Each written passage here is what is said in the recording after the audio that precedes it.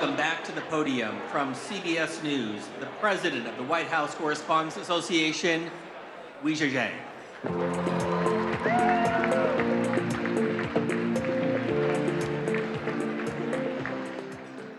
Welcome back to the 2026 White House Correspondents' Dinner. I hope everyone enjoyed their meal. Since Calvin Coolidge became the first president to attend this event in 1924, nearly every sitting president has joined us at some point in their term. The tradition is rooted in a simple principle, that a president and the press corps that covers him can share a meal and even a joke. This dinner has never lacked for opinions. I know everyone has a lot of feelings about it, even under normal circumstances, and people ask, should it still exist? But every year, we pack the room. In fact, we just did it twice.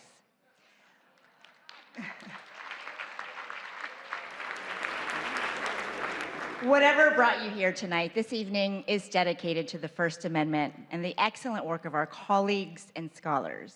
President Trump, you are joining us tonight for the second time in 3 months, and we don't take that lightly. Thank you.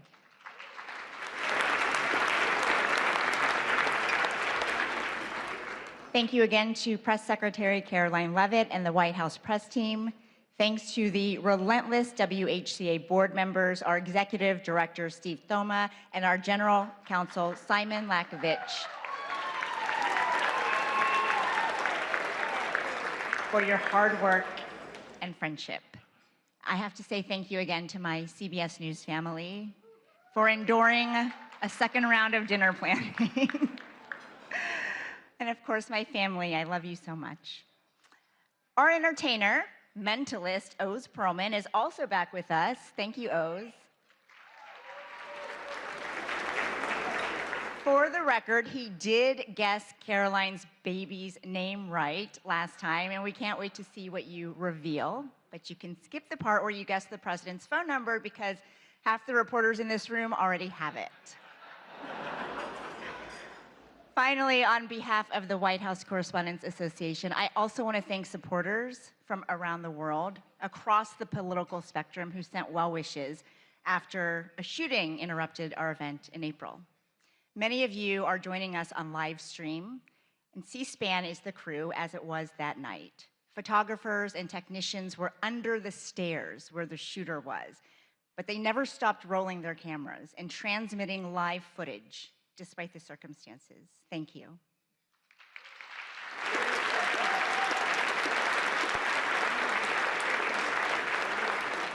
That night tested all of us, but it revealed something worth fighting for.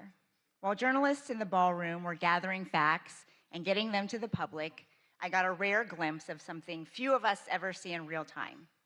In a holding room, President Trump was huddled with members of his cabinet, asking questions, finding the best way to share the answers with everyone, which is our job description too. I keep coming back to that split screen, not because it was dramatic, but because it quietly proved no matter how complicated or tense the relationship is between the press and the presidency, what we share is far more important than anything else. And that is our duty to serve the American people.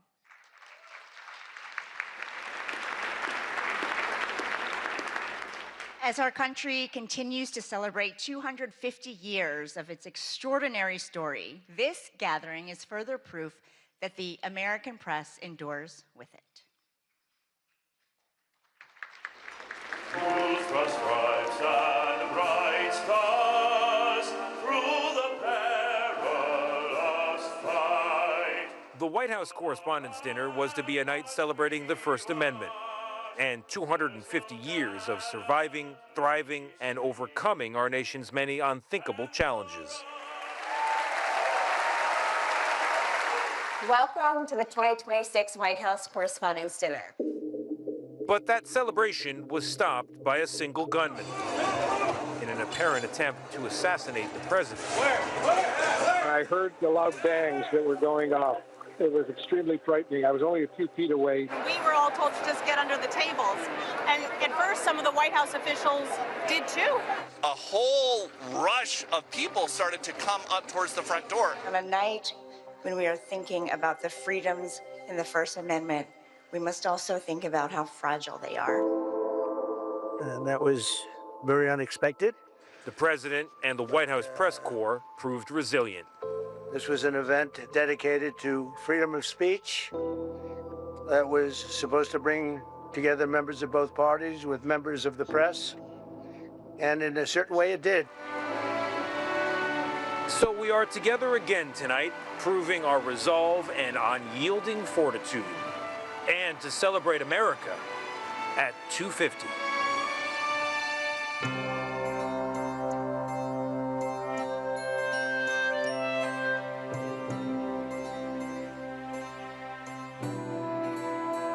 Hello from 1789. I'm James Madison. Yes, that James Madison. I wrote the First Amendment. At the time, we worried a king might control the press. Turns out you're now worried about tweets, algorithms, and people yelling on television. Let me clarify the rule. The government doesn't get to shut the press up, not when it's wrong, not when it's annoying, and not when it's asking uncomfortable questions. The First Amendment and the freedom of the press, it is the foundation of our democracy. The freedom that we have to speak our mind, to share our views, share what we know. It's just so remarkable that we're able to question our world leaders, question the most powerful man in the world because of the First Amendment.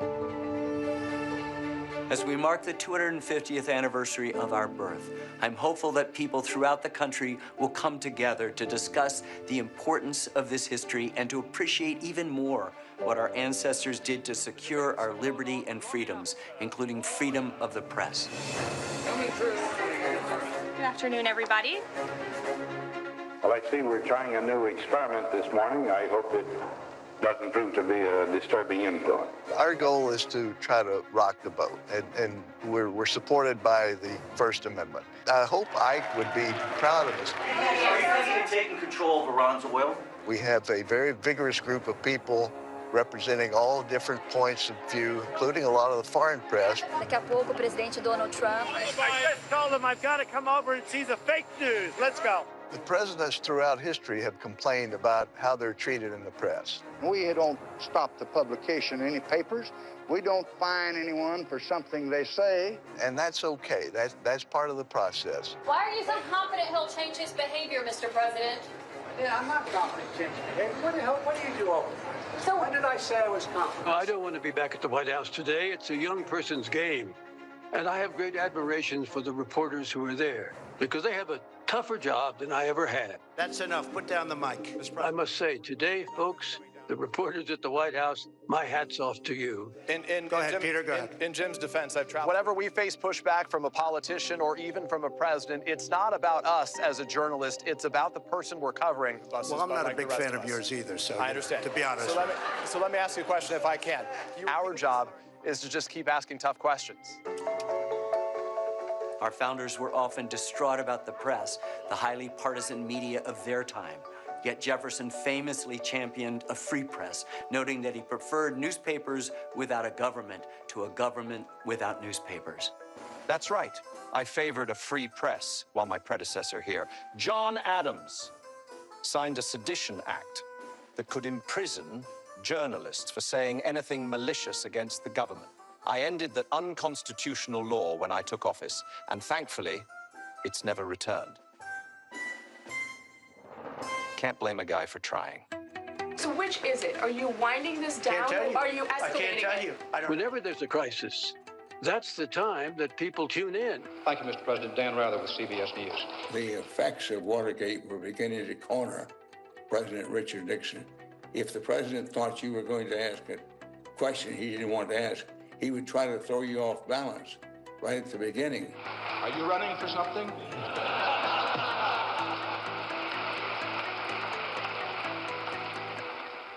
No, sir, Mr. President, are you?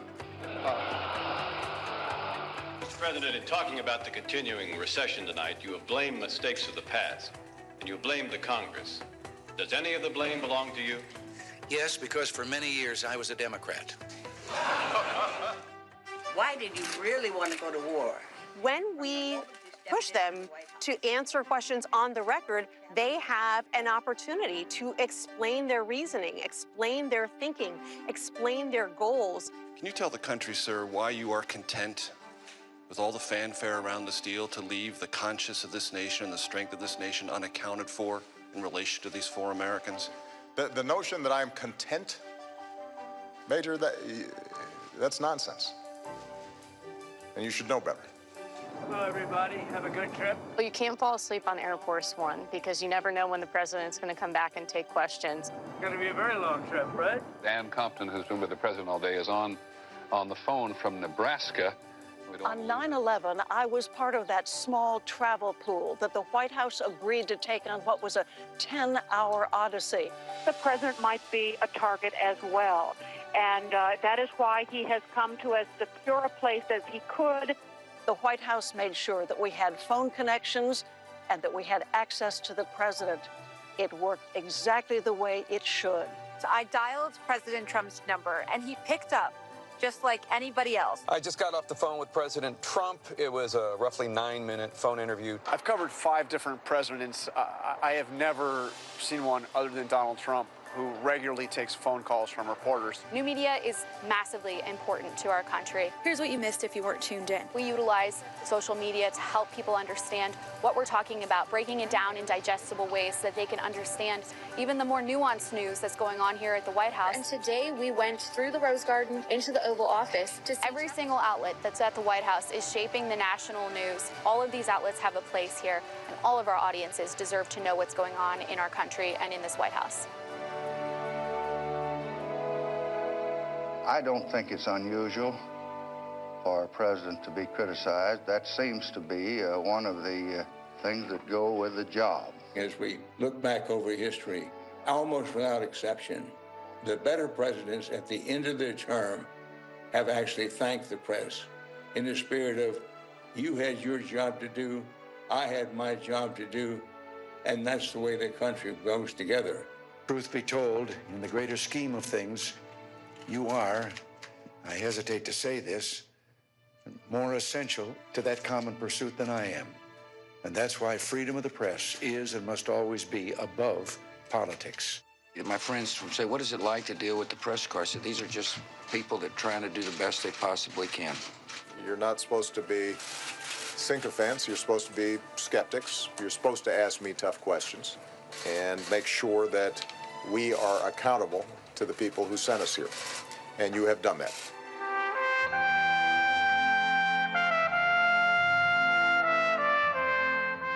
I wonder whether the Founding Fathers might look with delight at the kind of vibrant conversations that Americans today are having in the national media, in social media. It's a very vibrant conversation that has its roots 250 years ago. The noise you experience today, though at times overwhelming, is not necessarily a sign of decay. It may in part be the sound of liberty, exercising itself somewhat chaotically, to be sure. The true danger lies not in a press that is too free, but in one that forgets why it was made free at all. Enjoy the rest of the evening, and thanks for helping us reach 250 years of American democracy. Cheers. Cheers.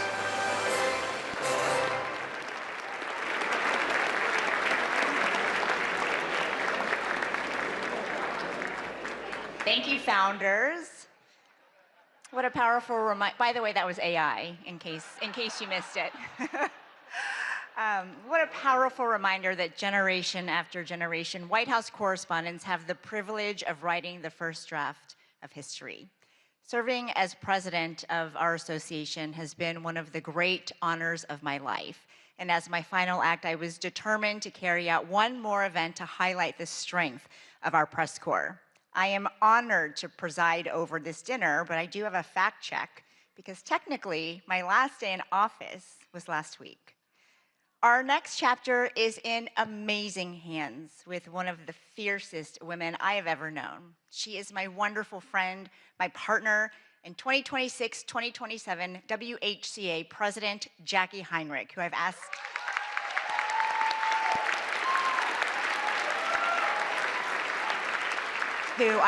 to help present two very special awards. Jackie.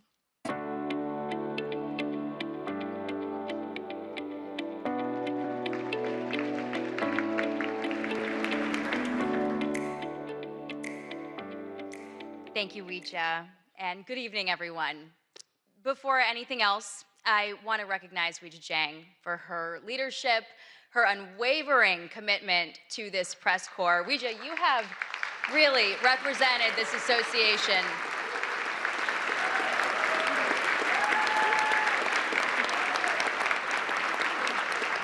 with such professionalism. There we go. There we go. Just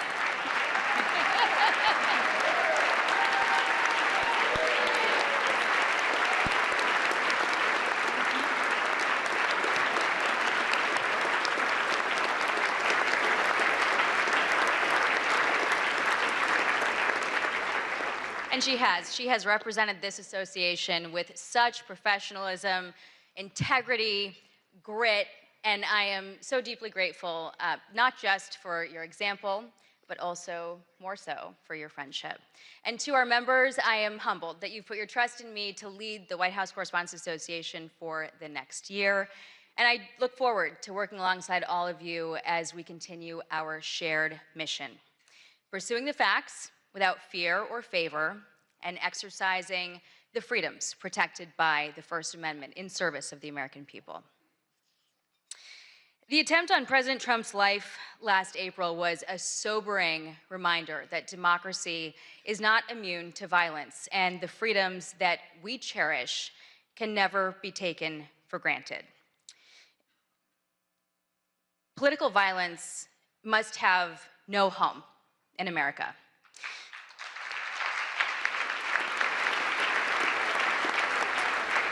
And journalism can serve us well to broaden understanding, to shed light, and to inform our decisions, especially in this age of fast-moving information that can reinforce our divisions. And we are grateful to have President Trump here tonight, taking part in this tradition that recognizes the essential role of a free press in our democracy. Thank you, President Trump. The events of that night also revealed the resilience of this press corps, the all-American sense of resolve that no act of intimidation will silence us, and the endurance of the First Amendment. And we're gathered here tonight because we believe that a free press always finds a way forward. And it is in that spirit that the WHCA Service Award was established to recognize exceptional service to this association, and it is fitting that one of the two awards that we are giving tonight goes to the staff of the Washington Hilton. They are hospitality professionals who always put service first.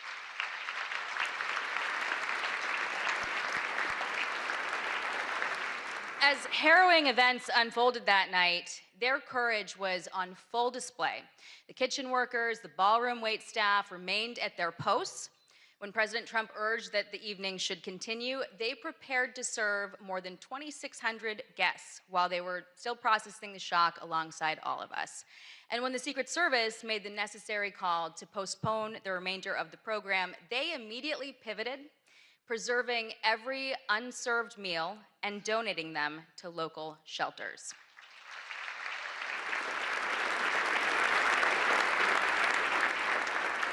And many of these dedicated professionals have worked dozens of White House Correspondents' dinners since this event first moved to the Washington Hilton in 1968. And 58 years later, we are deeply grateful for their partnership. We are proud of the history that we've built together, and we are excited to return to the Washington Hilton next year, stronger than ever. Please welcome the Washington Hilton's General Manager, Ken Jarka, and Catering Manager, Karen Fiketis, to accept the WHCA President's Award for Exceptional Service on behalf of the entire Washington Hilton team.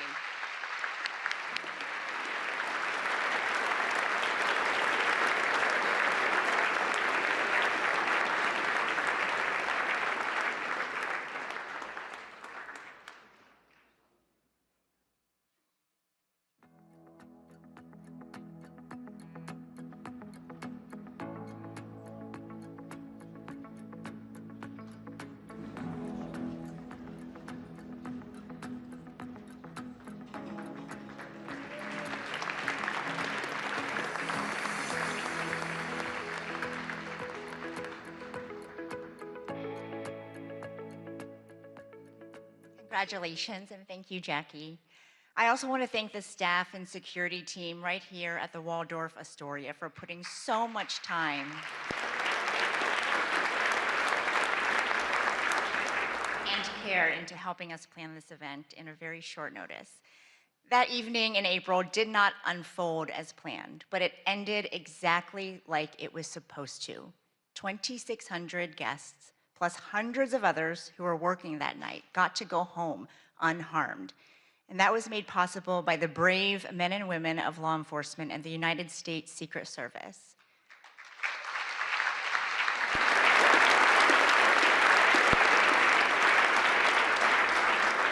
On behalf of every person who was inside that ballroom, and every family who got to hear their loved ones say, "Don't worry, I'm okay," we thank you. One officer placed himself directly in harm's way and engaged the armed suspect. Even after gunfire struck his protective vest, he stayed in the fight, and the attacker was stopped. I know many of us have wondered, what if he hadn't acted in that exact way? What if he had waited a few more seconds?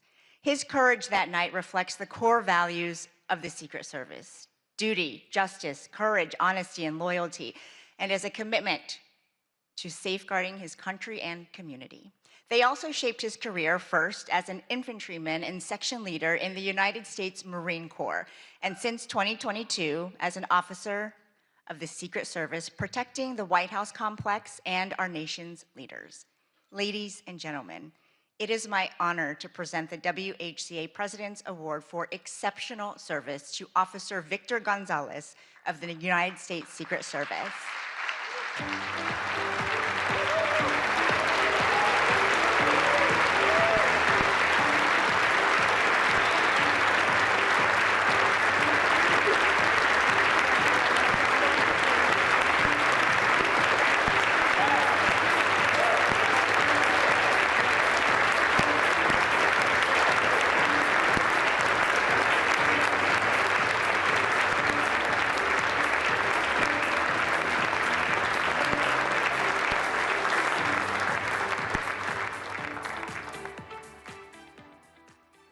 Thank you again, Officer Gonzalez, and to all the law enforcement officials who work around the clock to keep us safe.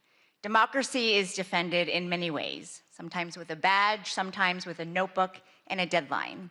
The White House Correspondents Association started as a group of 50 reporters, and I am proud that our membership hit a record number in 2025, more than 1,000 people, including many from new media outlets.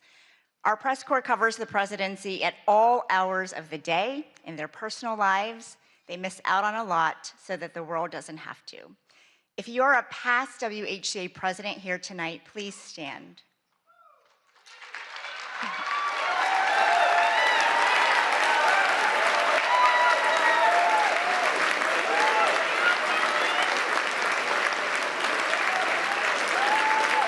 Former board members, please stand. Our chief White House correspondents, please stand.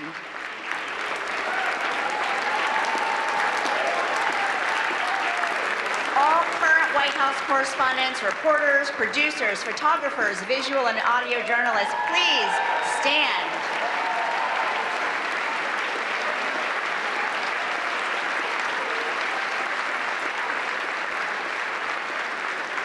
And tonight, I also want to salute our colleagues in the Pentagon Press Corps. Your work is invaluable, especially as our nation is at war. Please stand.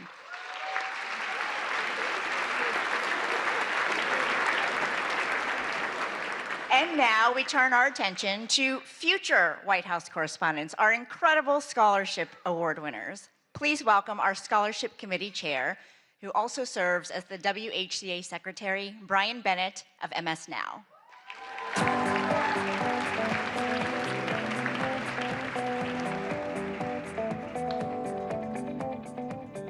Hello, everybody. It means so much to be back together tonight.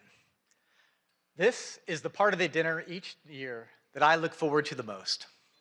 We have an incredible group of young journalists with us who are the recipients of this year's White House Correspondents Association scholarships. Since 1991, the WHCA has awarded scholarships to hundreds of journalism students. This year, we are helping fund the education of 30. Let me pull out my remarks here.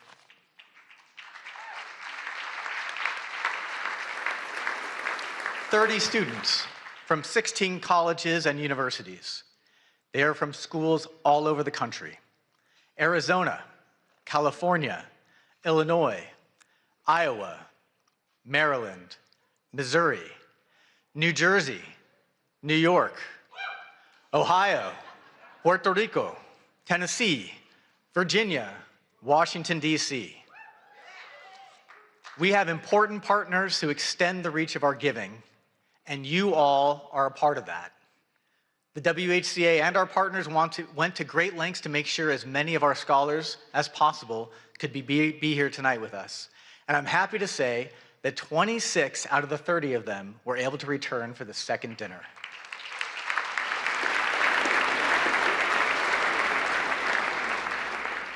Some came back to DC from far away.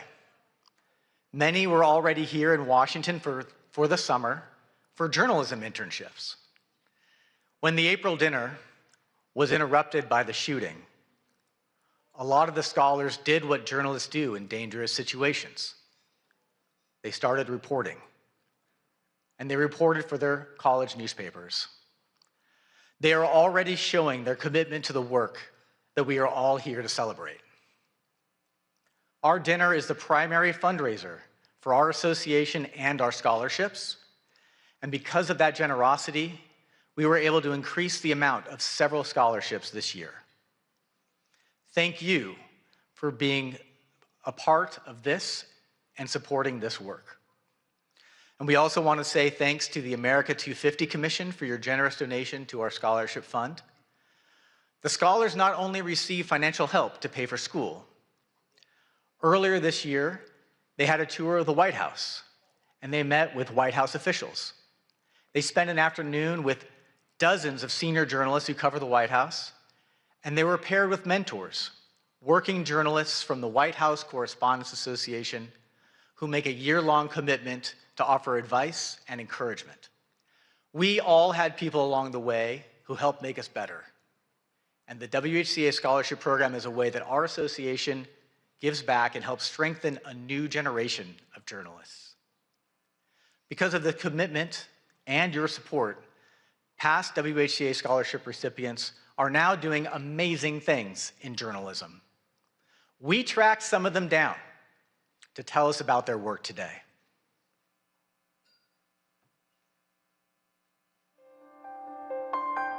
Being a White House Correspondents Association scholar opened up a new world for me. Being a scholar meant that I could have the financial freedom to do what I wanted. Being a WHCA scholar gave me access to so many mentors and a world of opportunities here in Washington, D.C. It gave me the chance to connect with other journalists, other members of the association. Journalism is important, and especially here at the White House, where every day, every hour, every minute even matters. The decisions that are made here impact people across the country and around the world. The idea that you get to be a part of the first draft of history, it all is extremely inspiring and drives me as a journalist. There are so many pinch me moments covering the White House, watching world leaders arrive here, walking into the press briefing room, getting to see Marine One land on the South Lawn, and getting to ask the President of the United States a question directly. Being selected as a White House Correspondents Association scholar has played a huge role in my career. I was there as President Biden gave a toast to the freedom of the press, and also as Kim Kardashian strutted across the runway and posed for pictures among a room full of talented journalists. The stars, the outfits, the photographs. And I remember too, that was the year that Brittany Griner had just returned home, and so being able to see her was really emotional. I was also inspired looking around at all the different scholars and how excited they were, and I think their excitement influenced my excitement about it. And it really was an eye-opening experience about just how important this role is. This White House press corps is not a mythical world. It exists, and it is something that I can aspire to be a part of. And I owe a lot of credit to the WHCA for getting me here. So many journalists involved in this organization were willing to chat with me, to invest in me. And it's a cycle because of what they were able to pass on. I hope that I can play a role in doing that for the next generation as well.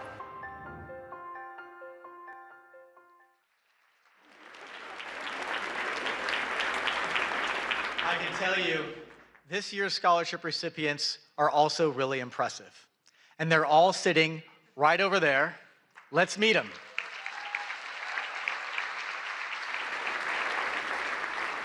Please stand as I read your name. From American University, Louisa Clausen. From Arizona State University, George Headley, Elisa Horton, and Kyle Sikinski. From Hampton University, Kristen Fluellen and Jade Abubakar. From Howard University, Tatiana Allen and Madison Maynard and Sanyu Lakoma. From Iowa State University, Eric Anderson.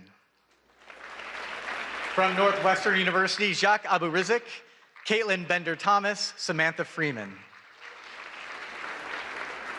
From Iowa University, Nyla Gilbert, Aidan Ryan, Emily Stokes. From Princeton University, Ina Marcia. From Sagrado Corazon University in Puerto Rico, Iana Sotovalle.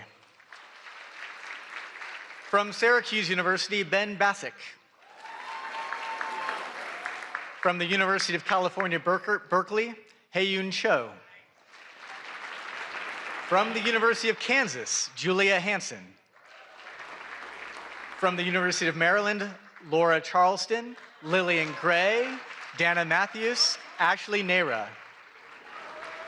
From the University of Missouri, Callie Fowler, Tyler Kirwan, Fletcher Mantooth. And from the University of Tennessee, Abigail Fanning. Congratulations, scholars. Please be seated.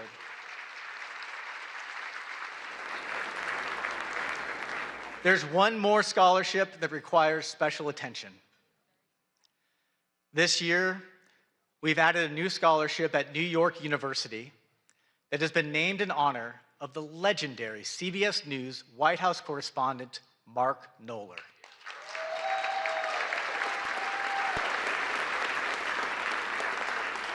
As you all know, Mark passed away in August.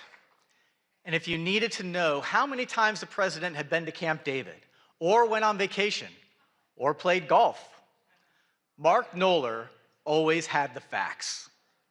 And he was always willing to share. To remember Mark and to commemorate the new WHCA scholarship at his alma mater, NYU, here is a tribute put together by his friend and CBS News chief correspondent, Major Garrett.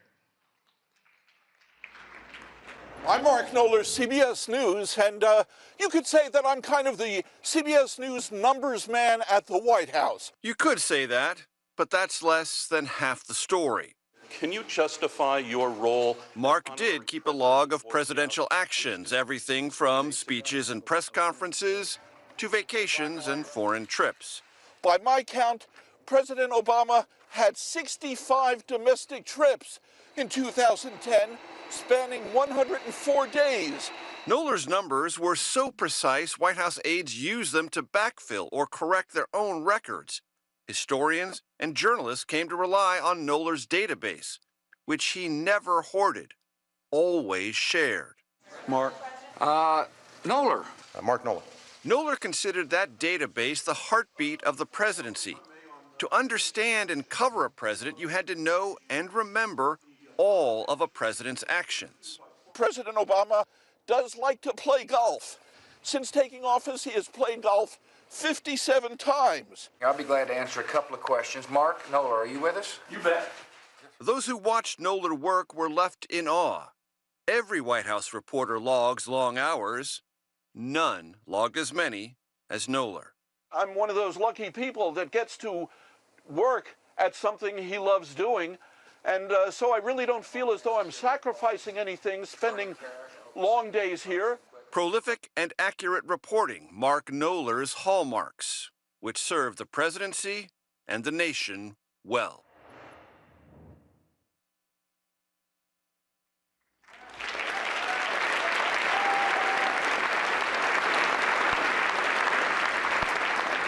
We are honored to be able to add a new scholarship in Mark's name in partnership with NYU's Arthur L. Clarke Journalism Institute. And even more happy to announce that the first recipient of the Mark Knoller Scholarship is Avril Silva. Please stand, Avril.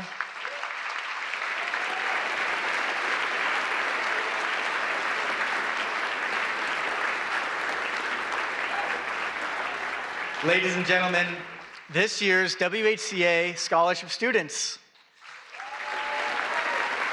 When you see them tonight, offer them advice and offer them jobs. Many of them are already doing amazing journalism. They're all superstars. Thank you very much.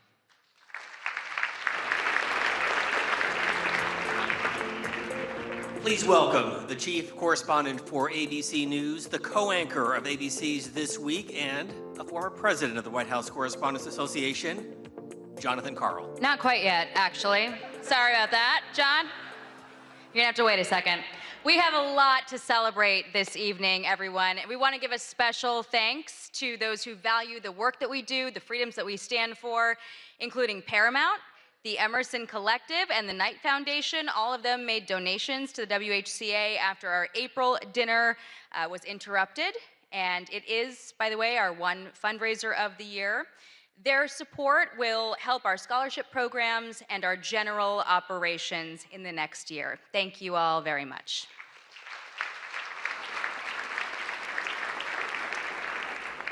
All right, now it is my pleasure to introduce two former White House correspondents who have served this association with distinction. They exemplify excellence in our field. They will help us recognize tonight's award winners. Jonathan Karl is the chief Washington correspondent for ABC News. He is the co-anchor of This Week, and he is a former president of the WHCA. He's got over 3 decades of experience in Washington. He's covered 4 presidents, 14 press secretaries, and just about every major beat in the city. And through it, he has earned many of journalism's highest honors, including some of the very awards that we are presenting tonight. But first, to recognize our journalism awards, we have one of the country's defining voices with us tonight, Wolf Blitzer.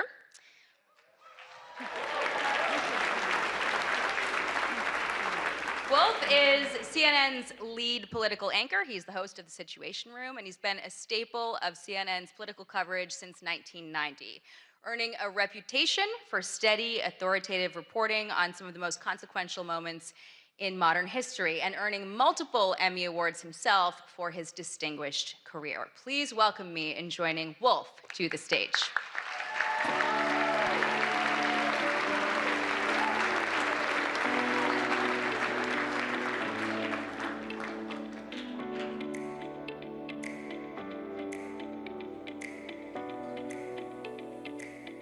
I'm standing up.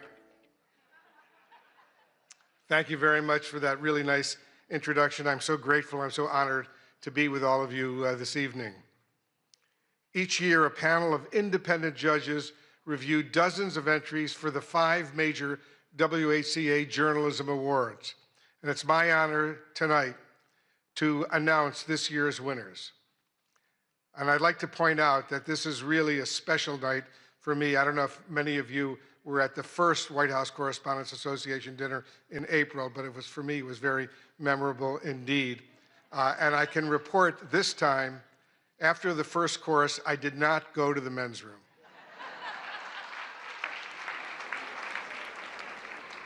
I've been to this dinner over these many, many years. I spent 7 years as a White House correspondent.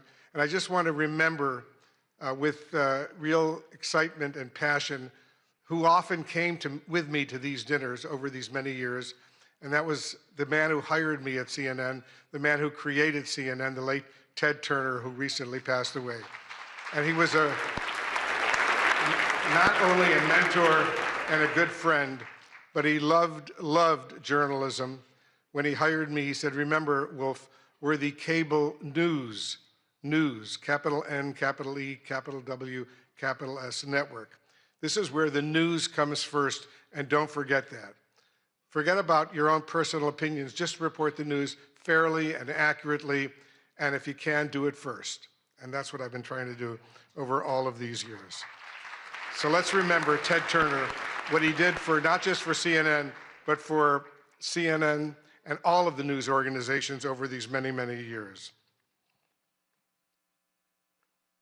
The Aldo Beckman Award for Overall Excellence in White House Coverage, named for the late Chicago Tribune correspondent and former association president Aldo Beckman, goes to, and let's give him a big round of applause, Josh Dawsey of the Wall Street Journal.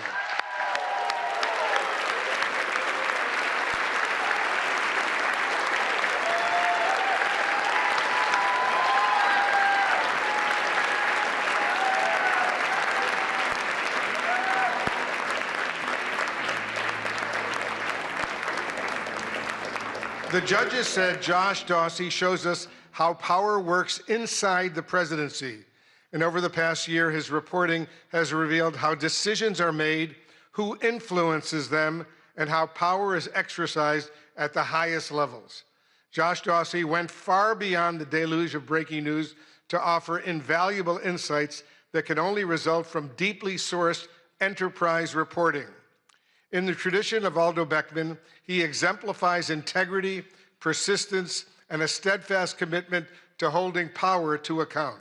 Ladies and gentlemen, the WHCA is pleased to give the Aldo Beckman Award to Josh Dawsey.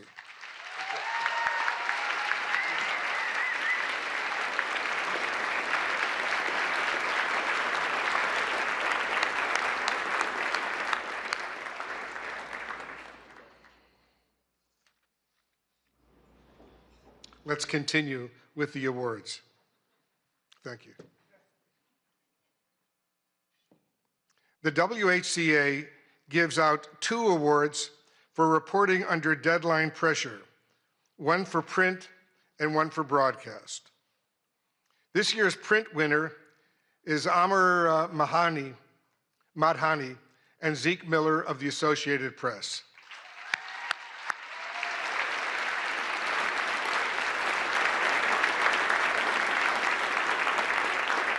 When sources leaked that Trump administration officials were attempting to purge the National Security Council of staff deemed not sufficiently aligned with the president's agenda, Madhani and Miller quickly moved to verify the claim. They uncovered an unprecedented vetting process. NSC staffers were asked about their past political contributions, voting records, and social media posts as a gauge of loyalty to the president. Ultimately, more than 150 NSC aides were removed, resulting in the loss of considerable foreign policy expertise. The story that Madhani and Miller produced is as consequential as it is revelatory. Please welcome Zeke Miller accepting the award on behalf of the team.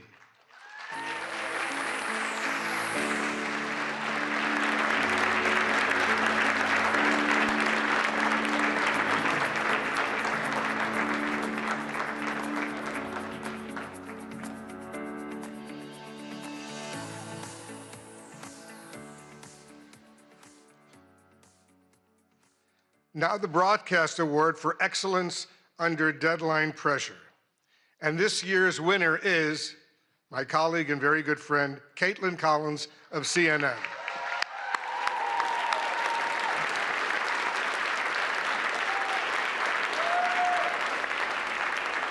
Reporting by CNN's Caitlin Collins on a historic showdown in the Oval Office between President Trump and Ukrainian President Zelensky launched a memorable day of nonstop insight and analysis, including her exclusive interview with the Secretary of State, Marco Rubio.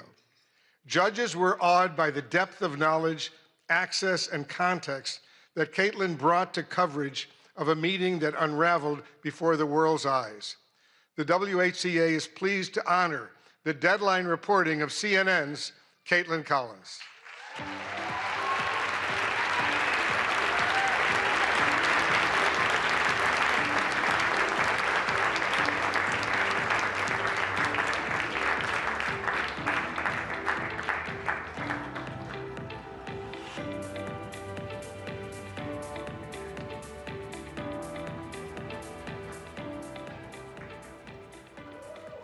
Let's give Caitlin another big round of applause.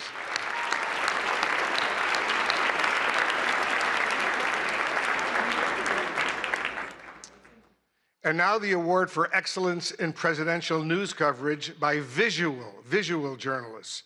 This award recognizes a video or photojournalist for covering the presidency at the White House or in the field. And this year's award goes to Andrew Harnick of Getty Images.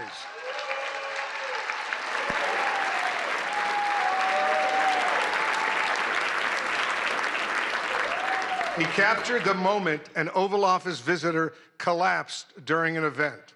And from the judges, they say this: through sharp timing, layered composition, and visual irony, this photograph expertly documents a true split-screen moment in real time. The president's orientation and posture inadvertently echo the statue to his right, while the other half of the frame is defined by movement. A truly striking image of contrast, skillfully captured in a chaotic moment. Please join me in congratulating Getty Images photographer Andrew Harnick, who also represents still photographers on the WHCA board.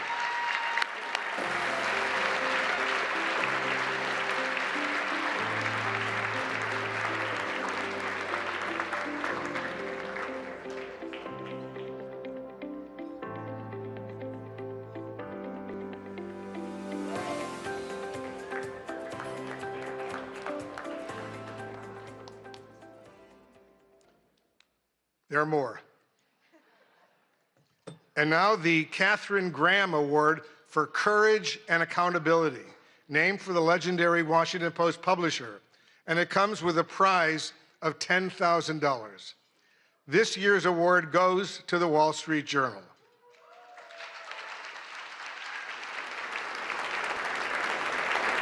The Journal's courageous reporting on President Trump's past relationship with financier Jeffrey Epstein triggered the release of the so-called Epstein files, thousands of documents that might otherwise have remained hidden from the public.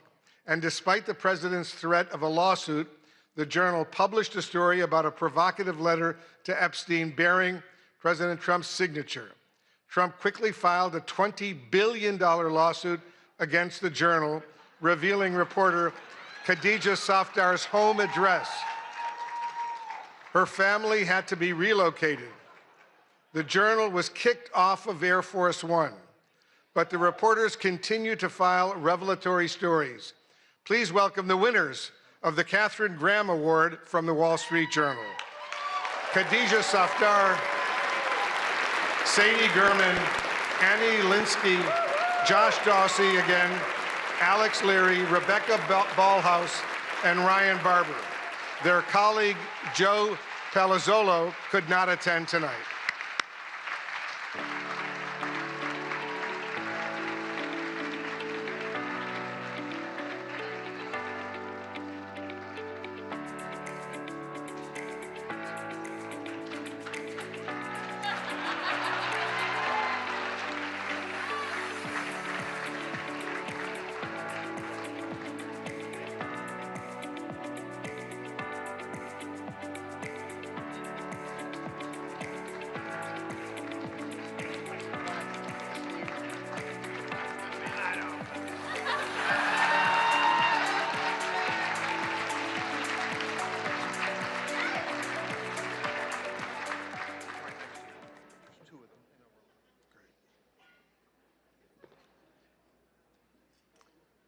The Collier Prize for State Government Accountability is presented by the University of Florida College of Journalism and Communications.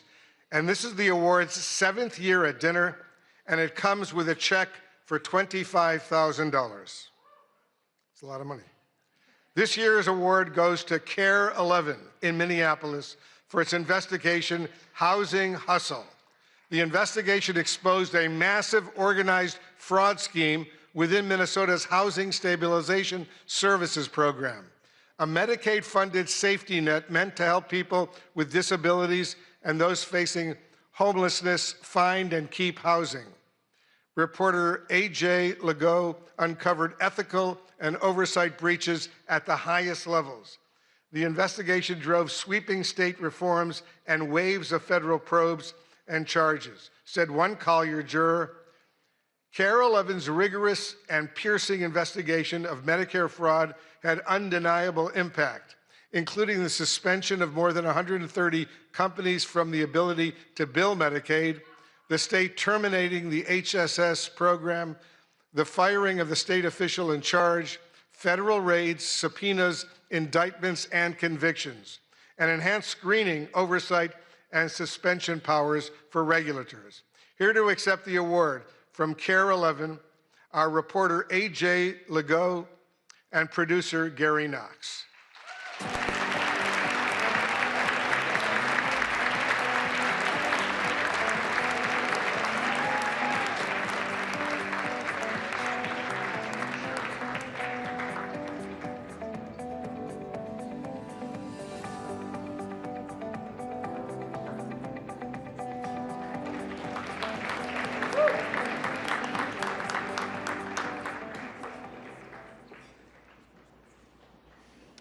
The Center for Integrity in News Reporting Award honors the most fair, impartial, objective news reporting by a member of the WHCA that has the courage to not fear and the discipline to not favor.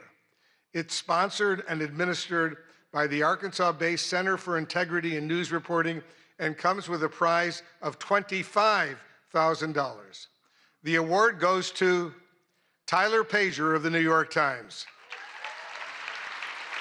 The judges said that in his coverage of the first year of President Trump's second term, Pager demonstrates a disciplined, even-handed approach across a wide range of subjects, including supporters and donors, foreign policy, the Justice Department, and energy.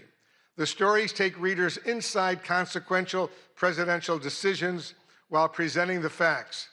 The work is deeply sourced and carefully verified, reflecting a clear dedication to getting it right without bias. Taken together, this body of work stands as a strong example of fair, impartial, and objective journalism, precisely the standard this award is intended to honor. Let's hear it one more time for this year's winners. Ladies and gentlemen, thank you so much.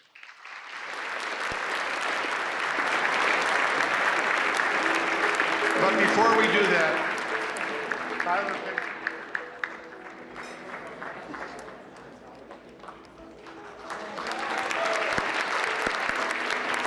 let's give him another huge round of applause.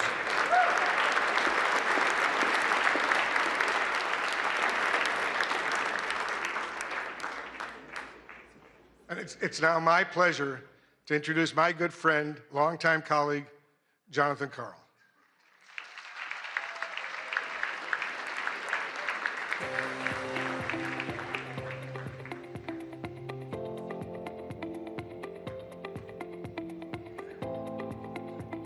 All right, the final award of the evening. It is a high honor to present the award created to recognize the fierce and fair women who cover the White House every day.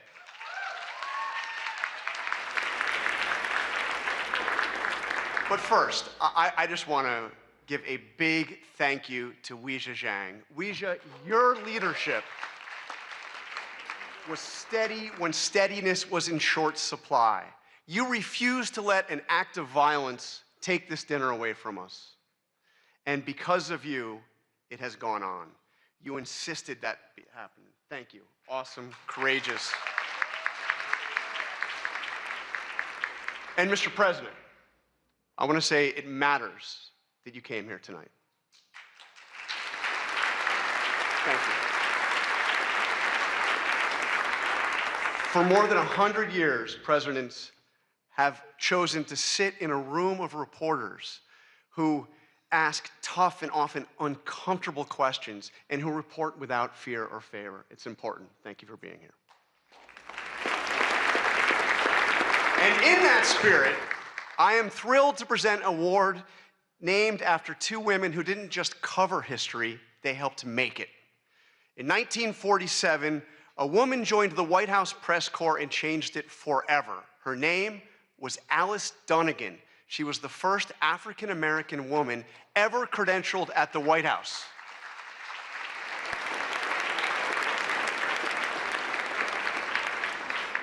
And just a few years later, she was joined by Ethel Payne, and together they looked the most powerful man in the world in the eye and demanded answers about civil rights for Black Americans. President Eisenhower didn't always welcome those questions, but Alice and Ethel kept going and kept showing up, and they kept asking. The WHCA Dunnigan Payne Award for Lifetime Achievement exists to honor their legacy and to recognize journalists who followed in their footsteps by breaking barriers for future generations. So tonight, it is a privilege to present the award to two women who did exactly that. In a field long dominated by men, Melissa Young and Susan Walsh each built extraordinary careers as photojournalists, not by waiting for doors to be open, but by bursting through them again and again for decades. Melissa Young, this one I know very well, she worked at ABC News for 44 years.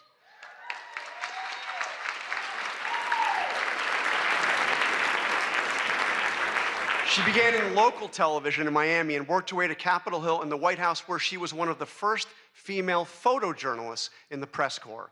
Melissa documented the presidencies from Ronald Reagan to Donald Trump. She covered campaigns, secretaries of state, and defense. She reported in disaster zones, war zones, all around the world. I worked side by side with Melissa for about half of those years, and I traveled to more than a dozen countries with her. I'm not going to mention the time I was briefly detained because that was on Capitol Hill and she came to my rescue. That kind of person. True. She's tireless and professional and a lot of fun to be around. She did it all with persistence, resilience, and quiet determination, retiring just last year. Susan Walsh, her career was built on anything but luck. When a promised job fell through after a college internship, she called the AP's Boston bureau every single day for 3 weeks, just saying, "Give me a shot, will you?" Well, finally, they did just that. She came in, she said yes to every assignment. She worked her way up. She got to cover Super Bowls, Boston marathons, 5 Olympic Games. She transferred to Washington in 1997. And from there, she went on to photograph every US president from Jimmy Carter to President Trump, traveling the world as part of the White House press corps. In 1999, she was part of the AP team that was awarded the Pulitzer Prize for feature photography for her coverage of President Clinton's impeachment. She also served as the White House News Photographers Association, fighting for press access at every turn. Susan also retired just last year and traded the briefing room in for the ice rink, where she now plays hockey with her son. She's pretty good. Alice Dunnigan and Ethel Payne showed us what it looks like to refuse to be pushed aside so that they could keep bearing witness to what matters most. Melissa Young and Susan Walsh spent their careers doing exactly that. Two women, 80 years of combined service, and a legacy that honors everything this award stands for.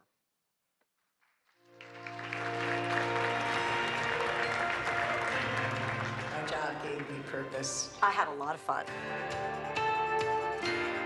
I saw myself as part of the world that I was doing something that the world needed. I was always really excited to be in the room, see it, be a part of it. It kind of gave me the access and the confidence to go up to people and look into other people's worlds. The camera definitely made me fearless, especially when I was doing news and traveling internationally. You had to be aggressive, and that's when I had to be someone who I wasn't really sure I recognized all the time. 8 inaugurations, 5 Olympics, 6 Super Bowls, World Series, lots of sporting events, APEC summits, NATO summits. You traveled in a way you would never do as a regular person. I remember being in the palace with Fidel Castro and Jesse Jackson, and I was just walking around and, you know, just like sort of going, well, you know, here I am. One of the craziest, wildest ones that I'll always remember is when I was with President Trump at the DMZ. I swear there were times that I don't think my feet hit the ground as we were being moved, and it was such a chaotic, crazy thing. 9/11 happened, and that just completely changed my life. That's when different kind of travel started for me. When they asked me to go with President Bush to Iraq, there I was, and an Iraqi journalist stood up in front of me, literally in front of me, and threw a shoe. Secret Service jumped on him. I was right behind him. I remember trying to hold on to my tripod so I can keep shooting. And then when it was finally over, they rushed us into a room to do an interview with the president. I think I started to see that what I did was really important. I was traveling overseas with Jill Biden, and we slowly went into Ukraine, get the picture of First Lady Biden meeting Mrs. Zelensky, and for all of the, I love you guys, my writer friends, but for all you writer friends who didn't want to give me a spot in the van, my picture ended up on the front page everywhere, and your stories got bumped inside. Sorry. And I hope there are more women that will follow through on this, especially in television, because it really is a great job. It was always such a compliment to be considered one of the boys, one of the guys. And now that I'm older and there's many more women doing this job, I'm like, you know what? We're gonna claim our space. You guys can be one of the girls, because we got this. Yeah. We got this.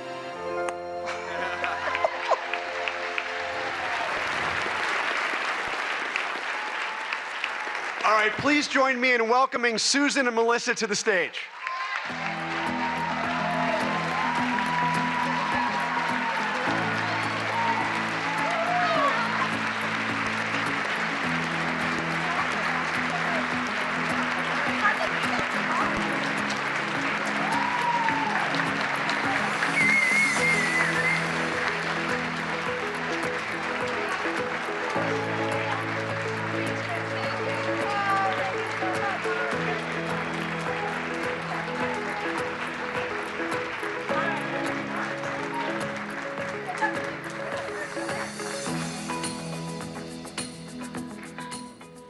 Can I say this is pretty awesome? I spent most of my career down in there, so I thank all the photographers and the photojournalists who had to cover this event. So it's really pretty cool to be up here and just kind of be a guest tonight. But they were gracious enough to give me an opportunity to say some things, so I'd like to say some things. First, Ouija, Jackie, and the entire Correspondents Board, I just want to thank you guys so much for selecting me this year, me and Melissa. I hope not to get emotional here. This award means like the world to me. Oh, I'm such a sucker. Sorry. I got this.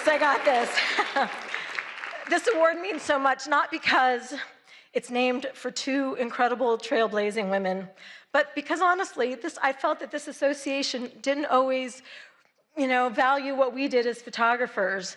And, there were many times that Melissa and I were the only two women in the White House travel pool, and I just have to say, things have changed, and I love it. So there's a whole lot more women out there, so yeah.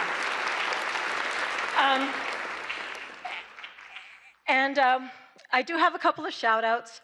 I have to thank the Associated Press for giving a chance to a young photographer oh so many years ago. I truly hope I made you proud. To my son, Johnny, oh gosh. I practiced this and I was okay. To my son, Johnny, who's here tonight, thank you for putting up with your mom's crazy work schedule. I love you. And yes.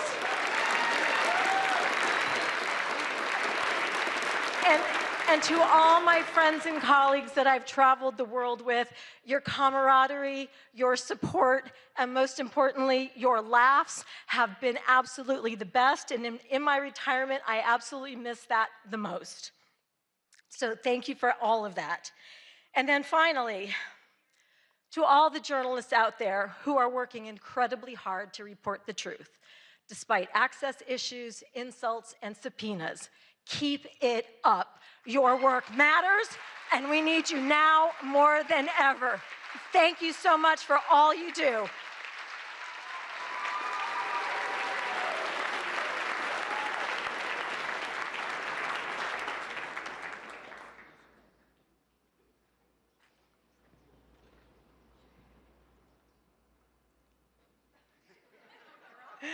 ABC has been breaking barriers since its start. Innovation is in our DNA, and being part of this work has always been my goal. Although this sounds simple, to achieve this, I've always had to fight. I'd fight to go places where they didn't send women. I'd fight to disasters in war zones. I'd fight to be part of the White House travel pool, covering 7 presidents. I'd fight to do an Oval Office address. And on a personal level, I'd fight to have a family while keeping my 24/7 job. Thank you to the White House Correspondents Association for recognizing me, the first female broadcast camera person for this honor. I am so proud to receive this award for a lifetime of breaking barriers. I've been fighting for 44 years to be the best at capturing all the action at the White House since Ronald Reagan. My advice, keep up the good fight and tear down those walls. Thank you.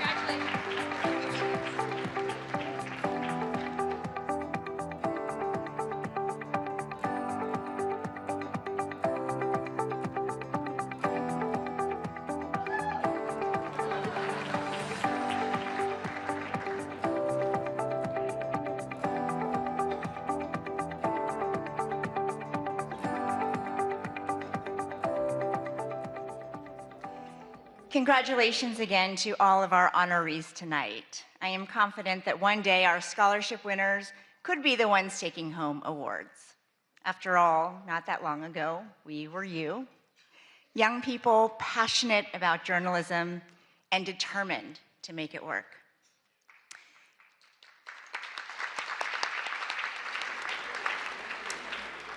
I've been thinking a lot about my own journey to this podium tonight.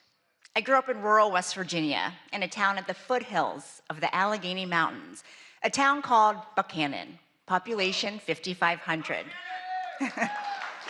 Those images of the devastating floods that you've been seeing are from my hometown. My heart, thoughts, and prayers are with everybody there. After my dad finished grad school at WVU, where he properly learned how to say, "Let's go Mountaineers," my parents decided to stay in the state to open a restaurant. It was such a treat when hunters came in and left deer meat as a tip.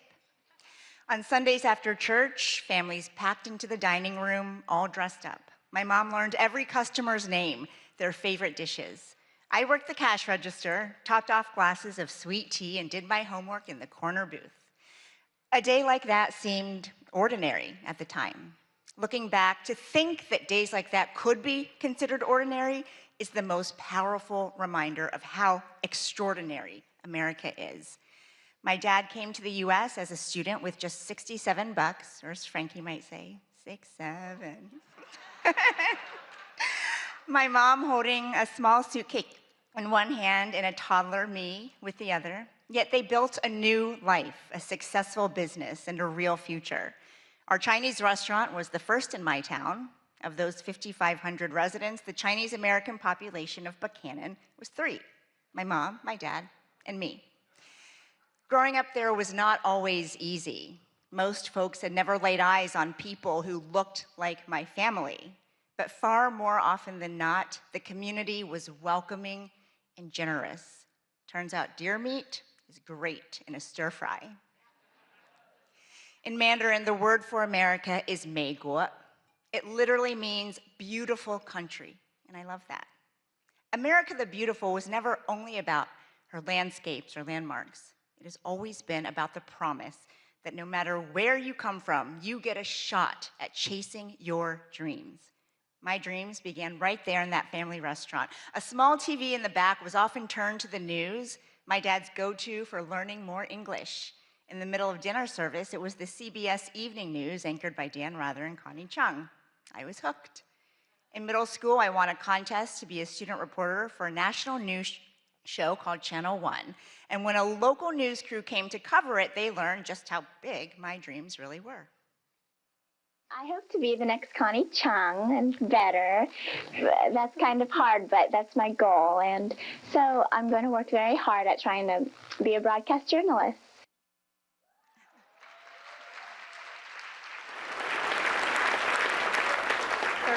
Years later, it's surreal to say that I've sat in Connie Chung's old chair to fill in on the evening news. And Connie and I have talked about how the White House beat and the White House Correspondents Association used to be a little bit of a boys' club. For decades, women could be members, but they were not invited to sit at this dinner until 1962, when a woman who would become Dean of the Press Corps insisted. Thank you, Mrs. Helen Thomas. So tonight it means everything to stand here as the first woman of color ever elected president of this association in its 112-year history. I'm here because of the tenacious women who came before me, Melissa, Susan, and support from my family who are with us tonight. My husband, Luther, not from West Virginia, but Arkansas, similar enough. My amazing daughter, Frankie. Little brother Jack, who should be sleeping by now. I love you more than anything in the world. I love you the most. My parents came to a country with almost nothing to give their daughter everything. And now I have that because they could be with me in this moment. Mama, Baba, 谢谢.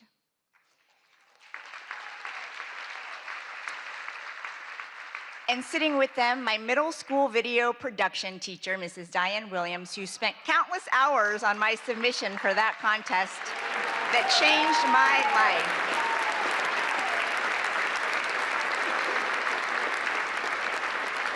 Like public school teachers across the United States, Mrs. Williams looked at a 13-year-old kid and said, "You can be whatever you want when you grow up," and she meant it. My story is like that of so many in this room and in this country, only in America.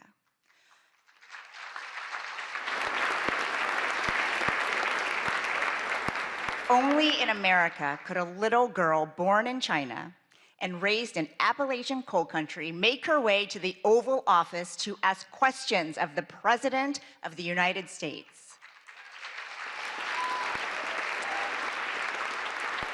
Because when this is your home, you inherit something remarkable: the protections in the First Amendment. Free religion, free speech, free press, free assembly, free petition. This fundamental right belongs to everyone. And that's exactly who the founders were thinking about when they protected a free press. Everyone, all Americans. They were not thinking about reporters. A free press is not a favor to journalists because we're special. We are not special. But America is. No matter who you are, the freedom to criticize without fear of being destroyed, that's not a bug in our democracy. It's supposed to be the feature. In 1786, writing from Paris, Thomas Jefferson told his friend back in Virginia, "Our liberty depends on the freedom of the press, and that cannot be limited without being lost." 5 years later, that thought was enshrined in the Constitution, after Jefferson urged James Madison to include a Bill of Rights. Many founders couldn't stand the press. Some things never change. But they understood if our access is restricted, it's really the people's access to information that is limited. If the media faces government pressure or censorship, it's the people who end up knowing less. That was true then, and it's true now. But having press freedom comes with a tremendous responsibility. We can't demand accountability without practicing it. Criticism of the media can be unfair. It can also be legitimate. We get a lot right, but sometimes we get things wrong. We mistake proximity to power for understanding it. And at times, we get trapped in our own bubbles. There is a difference, though, an existential difference between criticizing the press and trying to undermine it. One is healthy, and it makes all of us better. The other is exactly what the founders hoped to prevent.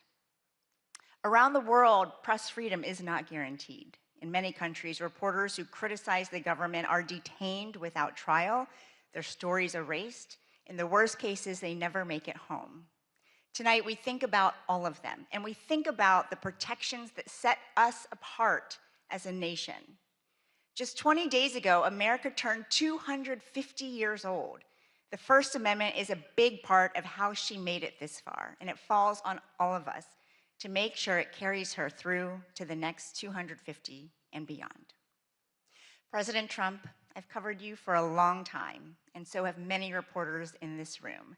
When we ask questions, you push back, you give us answers, and we push back. You have always been a deal guy.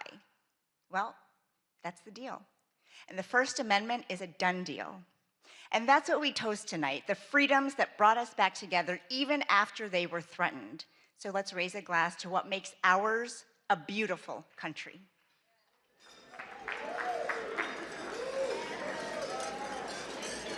And now, ladies and gentlemen, please join me in welcoming the 45th and 47th President of the United States, President Donald J. Trump. And I'm proud to be an American, where at least I know I'm free. And I won't forget the men who died, who gave that right to me. And I gladly stand up next to you and defend her still today. 'Cause there ain't no doubt I love this land. God bless the USA. Wow, that was very beautiful, but this has not been an easy evening, all these awards. Do I have a say in those awards, all those awards? But it's great to be back at a place that I know very well because I built it. And I'm very proud of it because I built it for $2.9 billion less than the Federal Reserve building, which is a lot smaller, by the way. Figure that one out.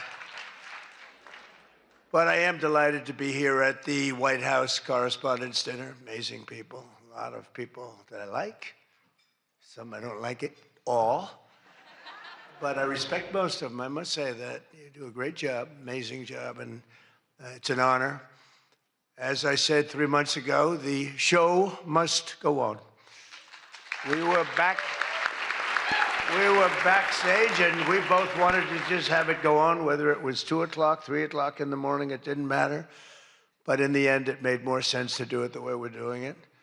And we had a great news conference at the White House, in a very important room. And you did very well. I think we all did very well. It was a hell of an evening, I can tell you that. Won't soon be forgotten.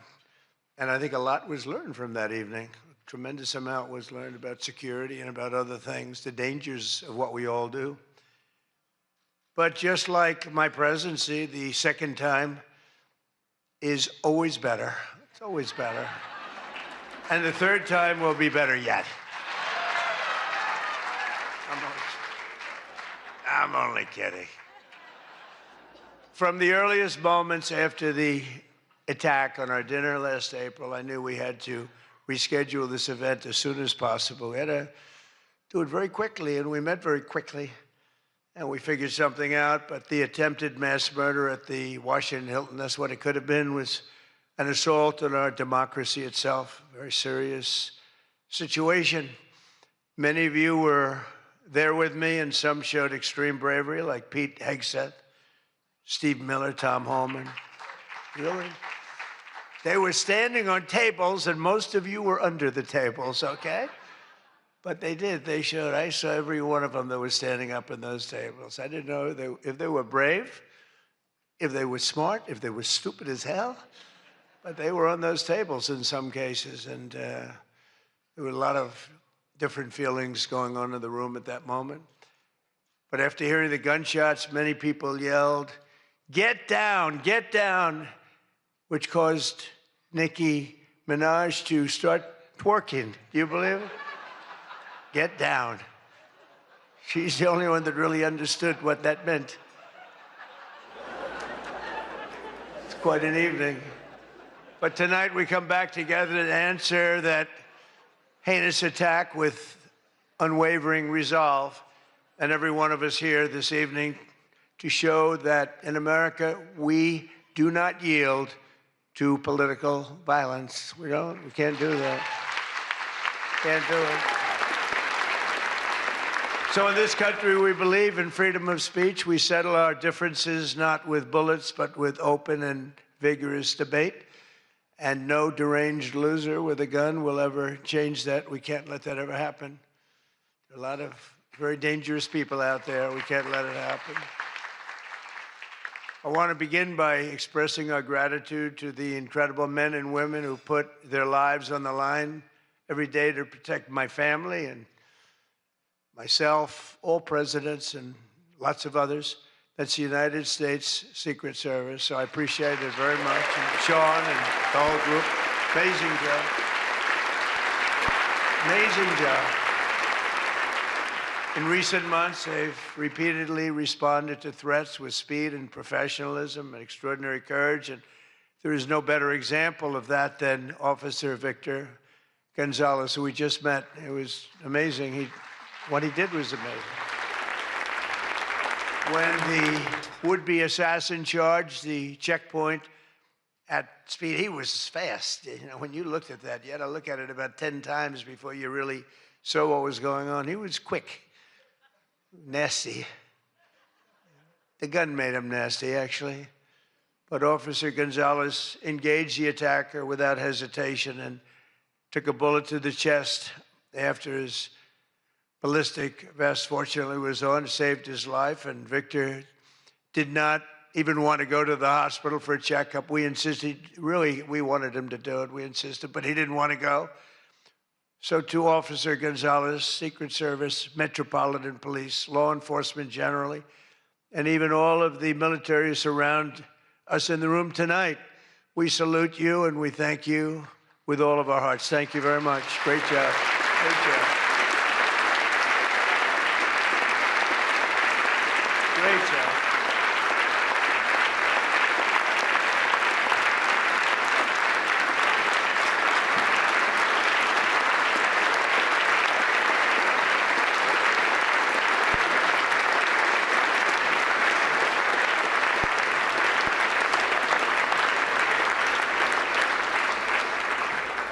These are great people.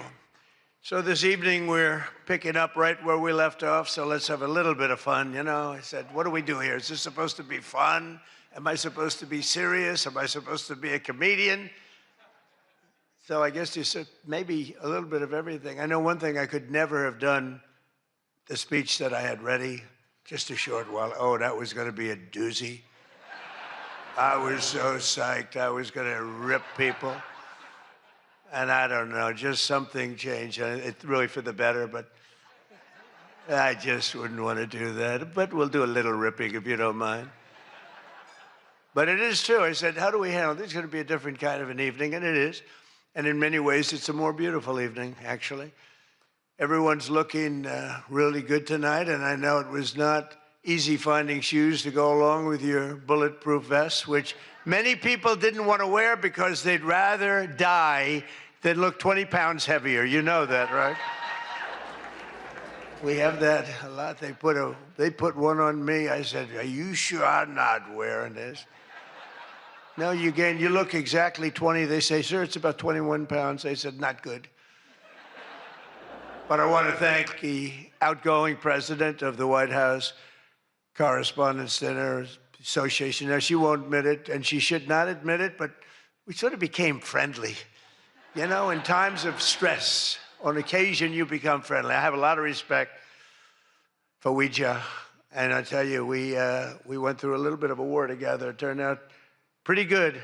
It turned out pretty good because of a lot of good people. They stopped the tragedy, so I want to thank you very much. Fantastic job.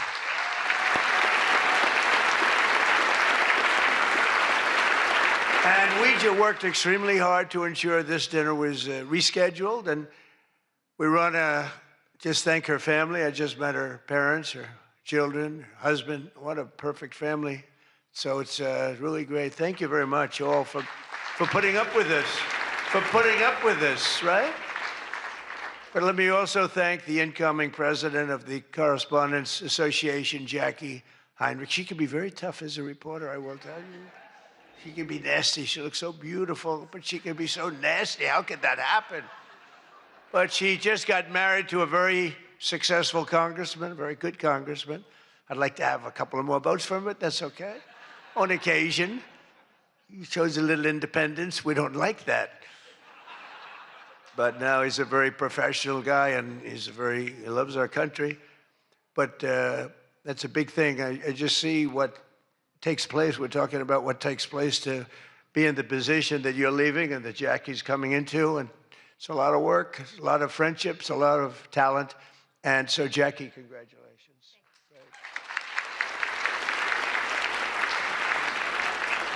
And congratulations are also in order for our favorite White House press secretary, Caroline Levitt, who just had her second child. You and your husband. She's great. She's done a fantastic job. We all love her. She's done a fantastic job. She's another one. She can be nasty. But sometimes she has no choice, right? But Caroline may have one of the hardest jobs in the White House. She has to deal with all of you all of the time. And you can be very difficult. You can be very, very difficult people. But I'm probably being a little bit oversensitive. Sometimes I really do think that some of you don't like me. In fact, I read a report, I get 93% negative publicity. 93%. So how the hell did I win the election by so much? Think of it, I don't think that's true. I can't believe it's 93. In the 80s maybe, but not 93. But this place is really the largest group of Trump derangement syndrome people ever put together at one time, I suspect. But some of you are lucky that our last dinner was cut short because I had brought with me what would possibly have been, I'm telling you, I had something. I was going to go after you. I feel so badly doing this. It's going to be such a letdown. Oh, yay. But your lives were really in danger the last time for an opposite reason. But on the plus side, your careers were saved, and we have we really do. We have a complete and total. You know, I love the words complete and total. They say, but it means almost the same thing. I said, it doesn't matter when you say it. It's called emphasis. It's called emphasis. But everyone is now really warming up. The new White House Military Center, drone port, highly protected ballroom. We have our ballroom. The windows are this thick. I said to the people, well, if a bullet hits, what happens? Nothing. Nothing. It bounces right off, sir. This is the greatest bulletproof glass. I said, AK-47. That's supposed to be a big one. I don't know so much about the guns. My sons know a lot. But I said, I know it's big. What would happen? They go up, meaning it can take more. I said, so if I'm making a speech and I hear that pinging sound at a window, what would I do? Sir, leave the room right away, but you're going to be safe. We're building something that's going to be amazing. And in light of what we went through, I think people understand it. It's going to be amazing.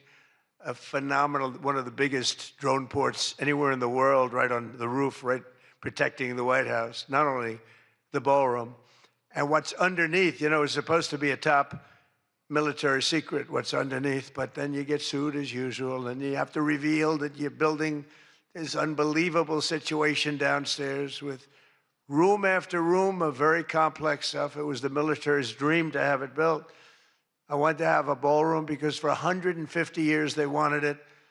And then the generals came to see me and they said, sir, you're building something. This gives us an opportunity to do something that will be so unbelievable, never happen again. Because there's very little built under the White House, very hard to build under a very fragile building like that. It's very fragile, it's old and a little different construction standards, frankly. And this is an opportunity for us to build something very powerful. I said, let's keep it secret. They said, no, no, we're telling you, sir, let's keep it secret. And then we get sued and we revealed every room, We told the people that did the suing, they're not good people. We told them, we said, you know, you're being very unpatriotic when you bring a suit like this, but it is what it is, but it's going to be, it's really going, it's moving fast. We're ahead of schedule. We're right on budget. And it's going to be something like, I think, no country has. I just visited China. They have this magnificent room, the Great Room. They call it the Great Room. It's a great room, but what we have is going to blow. There won't be anything like it. It's going to be fantastic. And with all of the things that are going along with it for safety and security of future presidents, you know, I'm only going to be using it for about 6 months, assuming we finish it right on time. I get to use it. Somebody said, he's building it for himself. I'm building it for the future. I'm not building, I use it. Now, had I not gone down 6 or 7 stories, then in that case, I would have been able to get a couple of years out of it. But that was far more complex what we did downstairs than what we do upstairs. So we're very proud of it, though. It's going to be amazing. And I think I was just telling the whole group sitting at the table, we were talking about it. I said, I think, you know, it's White House Correspondents, so I don't see any reason why you wouldn't be able to use that. It's going to be very large and very beautiful and very safe, and that's what you need. So I was thrilled to see that after witnessing the attack, even Democrat Senator John Fetterman told his fellow Democrats to drop the Trump derangement syndrome and build the White House ballroom. But it's much more than that. It's something that you're going to use. I predict that you're going to end up using it, and a lot of people are going to end up using it. They're going to be as safe as you can possibly be. But despite everything that happened at the previous dinner and all of the dangers involved, I'm told that this is still the hottest ticket in town. This ticket to get in tonight, because it's a smaller room, it's a beautiful room, it's a luxury room. See those beautiful chandeliers? I can tell you everything about them if you'd like to know. See that beautiful Capitol above? See the beautiful Capitol? See everything, the brass. Those chandeliers are great. I'm looking at it, I'm saying, I wonder if I could, you know, I sold this building, and they're doing a nice job, but they're nice people. But I'll tell you, I'm looking at it, I'm saying, I wonder if I could walk out with those chandeliers, because you can't buy them. They're very special. I won't tell you the fact. I won't mention that they're Czech crystal, because I'd like to say everything's made here, but they are Czech crystal. And they are beautiful. And the Waldorf people are doing a really nice job. We're proud of them, actually, because, you know, when I left town, I was a little angry. I was a little bit angry. I was offered a nice price. I said, I'm getting out of that place. And then I said, let's make a comeback. And, but I was very proud of this building. This building was hot. Remember the lobby floor? 82,000 feet. For those in the real estate business, 82,000 feet. That's a major floor. That thing was packed every single night. It was packed, mostly Republicans, I would say, but it was packed every single night. It almost brings back memories. But I left town, and I have just had nothing but good experience. And this might be the best experience of all, having all of these incredible people in this room. It's a great feeling, frankly. It's a great feeling. But tonight's event, thank you. But tonight's event is even crazier than the last time. In fact, it's so successful that I've been informed by CBS News' David Ellison, who's going to do a fantastic job. He's the owner. He's the owner. He bought it, spent a lot of money, and he's going to make, I think, fantastic changes and keep some of the great stuff going. But that next year they're going to call it the Trump White House Correspondents Center. He told me that, and I like that very much. We're going to change the name of it, okay? Oh, it's going to be so hot, just like our country is hot. We are hot, by the way. But to be honest, it's just about the only way that they're going to ever get me back here. You're going to have to change the name of the dinner. But how's that one going? Not too good. I hope that everyone finally got to enjoy their entire, very delicious beef tenderloins, very special beef. And I want you all to know that Bobby Kennedy, who's right here, personally ran over the cow in his car. And he cut it up and he brought it here for you to eat tonight. So it's very fresh. And Bobby also suggested an appetizer featuring his favorite cut of male raccoon roadkill. But we drew the line at that, Cheryl. We said, no, we're not going to do that. We're not doing that. We love Bobby. I'll tell you, he's a piece of work. You think it is fun, but he is a very different kind of a person, I will tell you. But he has what it takes, and he's smart, and he loves the country, and he wants people to be made to feel good. You agree with that, Bobby? He wants people to feel good. And he's doing a fantastic job. Thank you, Bobby. Thank you. We can joke all we want, but thank you. A lot's happened since the last time we were all together. Last month, we hosted one of the most incredible sporting events in world history at the White House, the UFC Freedom 250 fight. The UFC fight, when I announced that we're going to build a boxing ring right outside of the front door of the White House, that took a lot of heat. But it turned out that was, they say, about the most viewed fight in history. It was beautiful. So many things happened. It was supposed to rain. We were going to do it the week before, and the weather was beautiful. And the weather came, and it went, and now we came up to Wednesdays. They said, sir, this was on a Sunday night, replacing 60 Minutes, which is nice and unusual, because usually it's Saturday night. And they said, sir, this was from Wednesday on. Tell me about weather, right? Sure, it's going to rain. I think you're going to have to. It's going to be one of the worst storms that we've seen in a long time. It's coming up the coast. It's going to hit you on Sunday night. It's going to be a disaster. I'm saying, can you believe? And you saw the ring we built, Dana White, the great Dana White, and everything. We had the best fighters in the world. Turned out we had the best fights that most people have ever seen, including me. It was just a miracle. But what happened is we're waiting for this rain to come all day long, and it's coming, and it's horrible.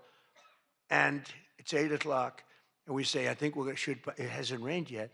I said, maybe we should postpone it an hour. Maybe we should make it the next day. We didn't know what to do. And finally, we just said, let's just have it. And it never rained. It was perfect. In fact, the week before, it was 92 degrees. It was nice, but this was like 72 degrees. And the rain was coming, and it came right over the White House, and it was like, thank you very much. It went like this. And other areas were drenched a few miles away. We didn't have a drop of rain. And it was absolutely one of the most incredible things anybody's ever seen. People said it's one of the most incredible nights of their lives. So just remember, before I came along, if you wanted to see someone lose consciousness on the south lawn of the White House, all you had to do is ask Joe Biden a question. Remember that. Oh, you think I'm kidding. But the big fight was such an amazing success that tonight I'm pleased to announce that we're going to host an even bigger one right in front of the White House. Every Friday night, every Saturday night, we're going to have fights in front of the White House. But we do have something coming and I'm only kidding. You know, the one thing about the press that I learned, don't be sarcastic. Because I'm a very sarcastic person, and I get sarcastic, and most people know that, but you have some bad people that will write it exactly like I say it. And I said I was only kidding. But we are going to have Indy 500. Roger Penske's coming in mid-August, and they're going to have it all throughout Washington, the greatest cars, the greatest drivers in the world. And that's going to be something. Already they have over 350,000 people signed up, going down Pennsylvania Avenue, around the Capitol. And Roger, who's incredible, he won the Indianapolis 500 20 times. Think of it. Germany, Japan, all these countries, they spend billions and billions of dollars trying to win the Indy 500. And Roger wins it. He literally won it 20 times. On the 18th time, I said, you know, that's amazing. I'm going to give him the Presidential Medal of Freedom. And I had him up. And then he won it 2 times after that. The guy's amazing. And he lost the last one by about 6 inches, if anybody watched it. So they're coming here, and it's going to be something really exciting. We have unbelievable events. It's an unbelievable country. And on July 4th, we were over at the mall, and It was raining. It was supposed to be really bad again. And we had 450,000 people show up, and that's a light number. And I was told, sir, we're going to have to cancel the event. This was not good. And it was drizzling a little bit, not raining very hard. And people are calling me, friends of mine were calling me.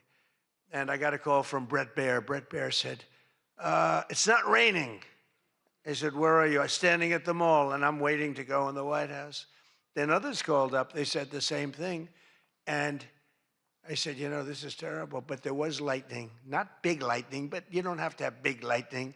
It takes just a little bit to do some big damage.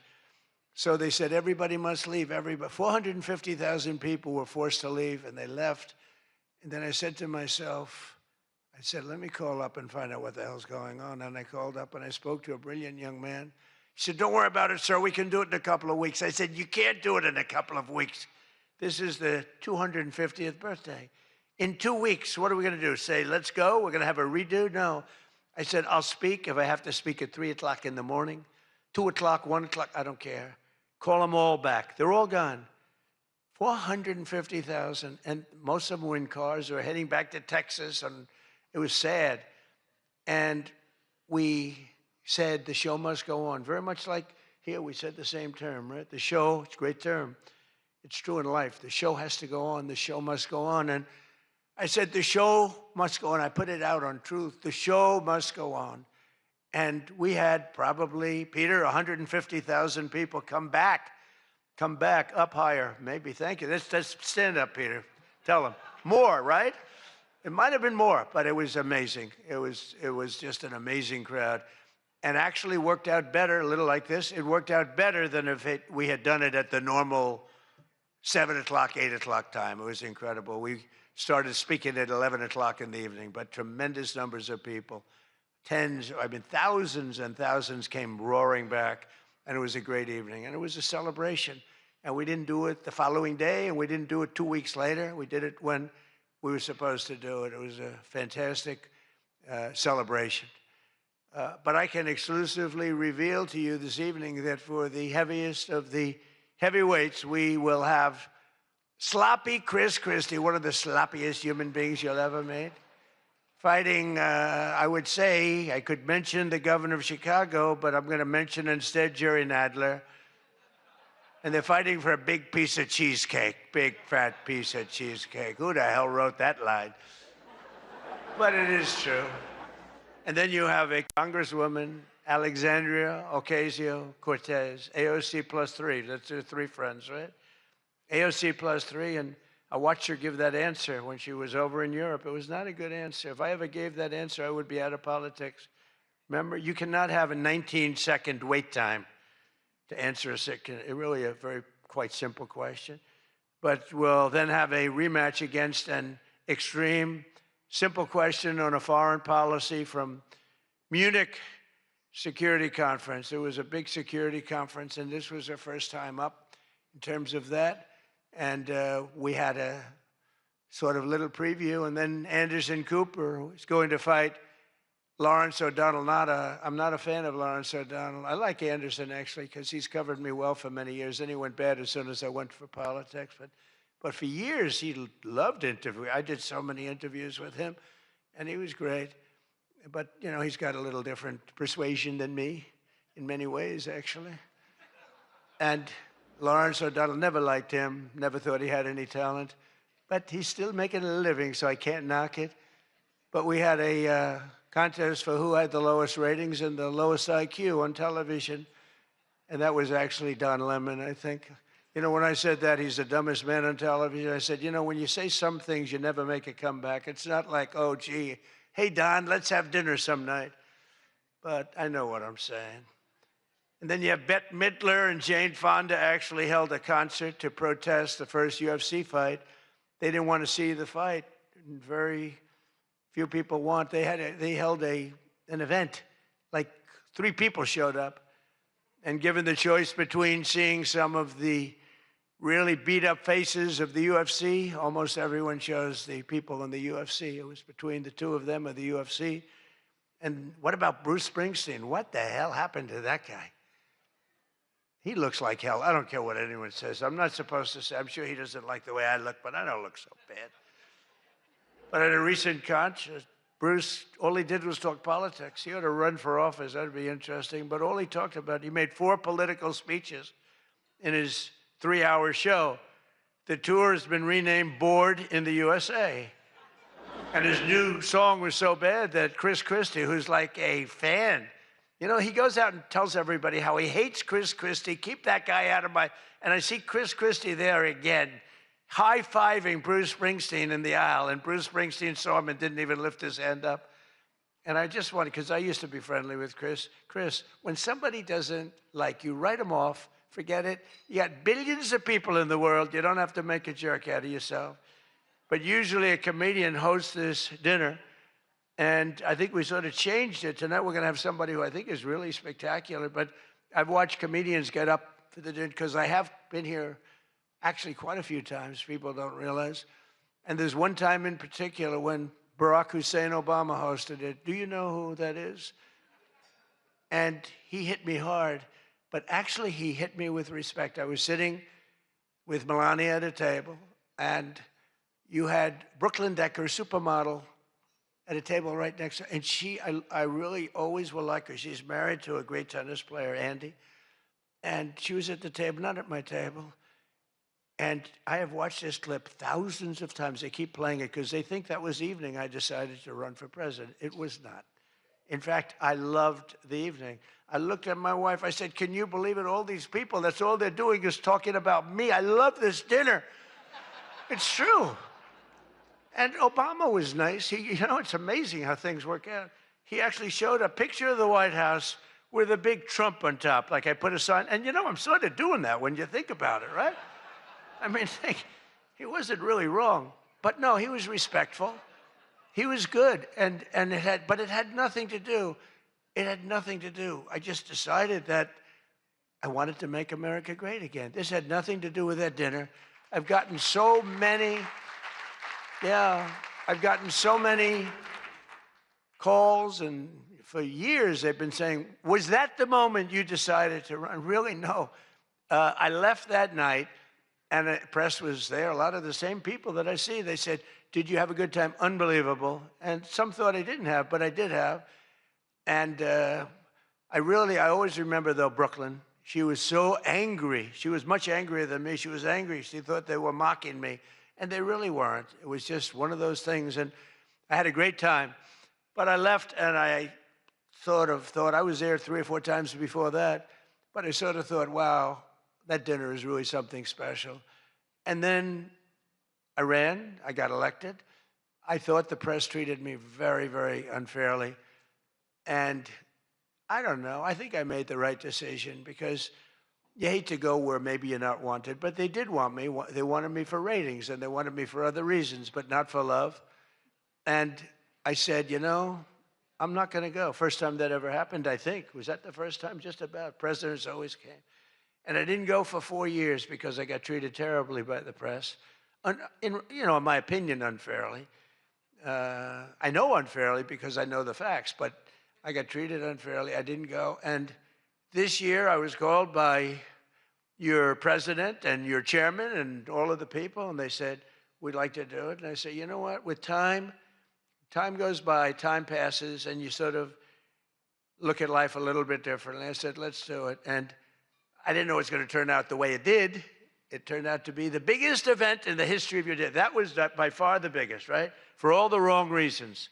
But as I said before, a lot was learned from that evening. So much having to do with so many different things, including security.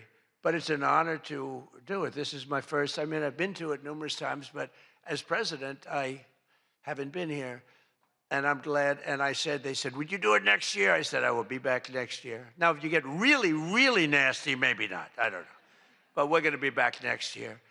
And Jackie will treat me very bad. But this year, the association decided not to have a comedian, so they considered using Jimmy Kimmel, Jimmy Fallon. These guys, they're terrible.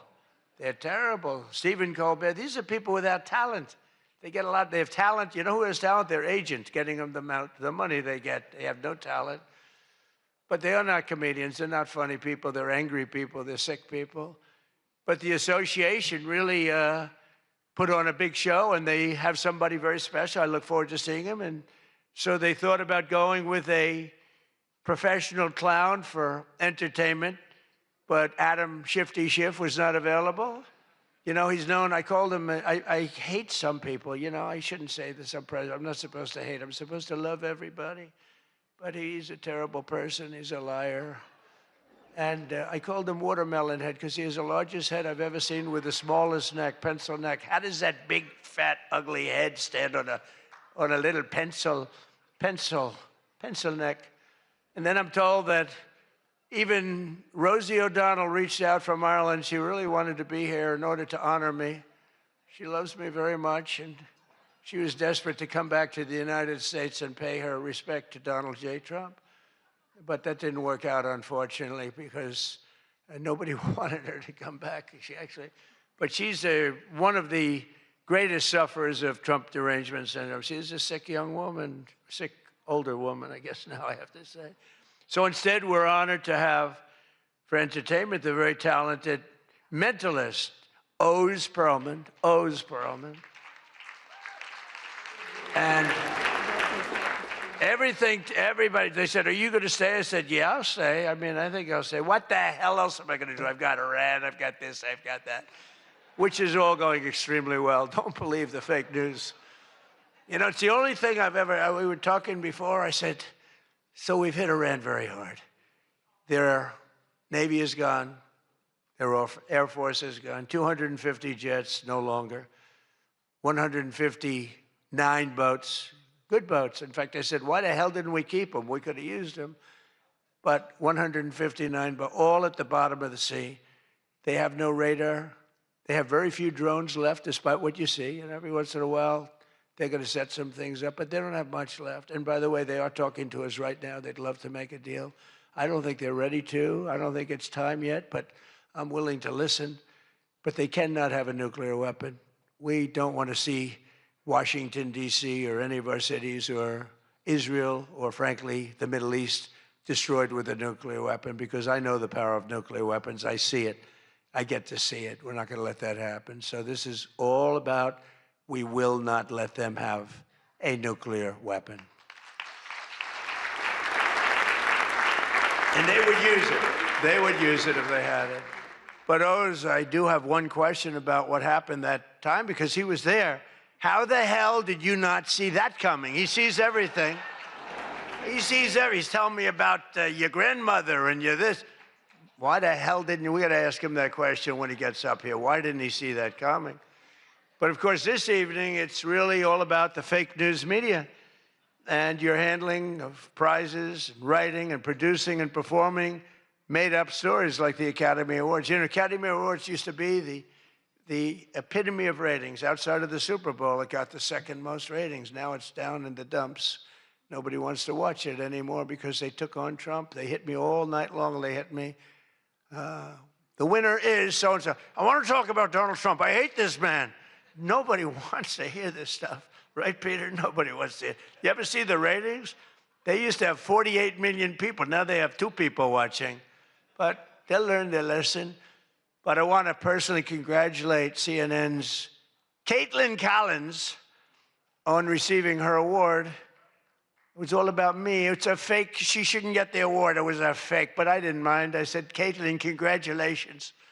But it was fake. There's no question about it. But she's a young, attractive woman. She never smiles. I said, Caitlin, do you have a smile? Smile. You have a nice position. You're at CNN Fake News. You should be a happy person. So smile, Caitlin. Just smile. But we attack, and I thought Caitlin had really made it big with a major new sponsorship, but then I informed her that it wasn't her on the Bud Light can. It was Dylan Mulvaney.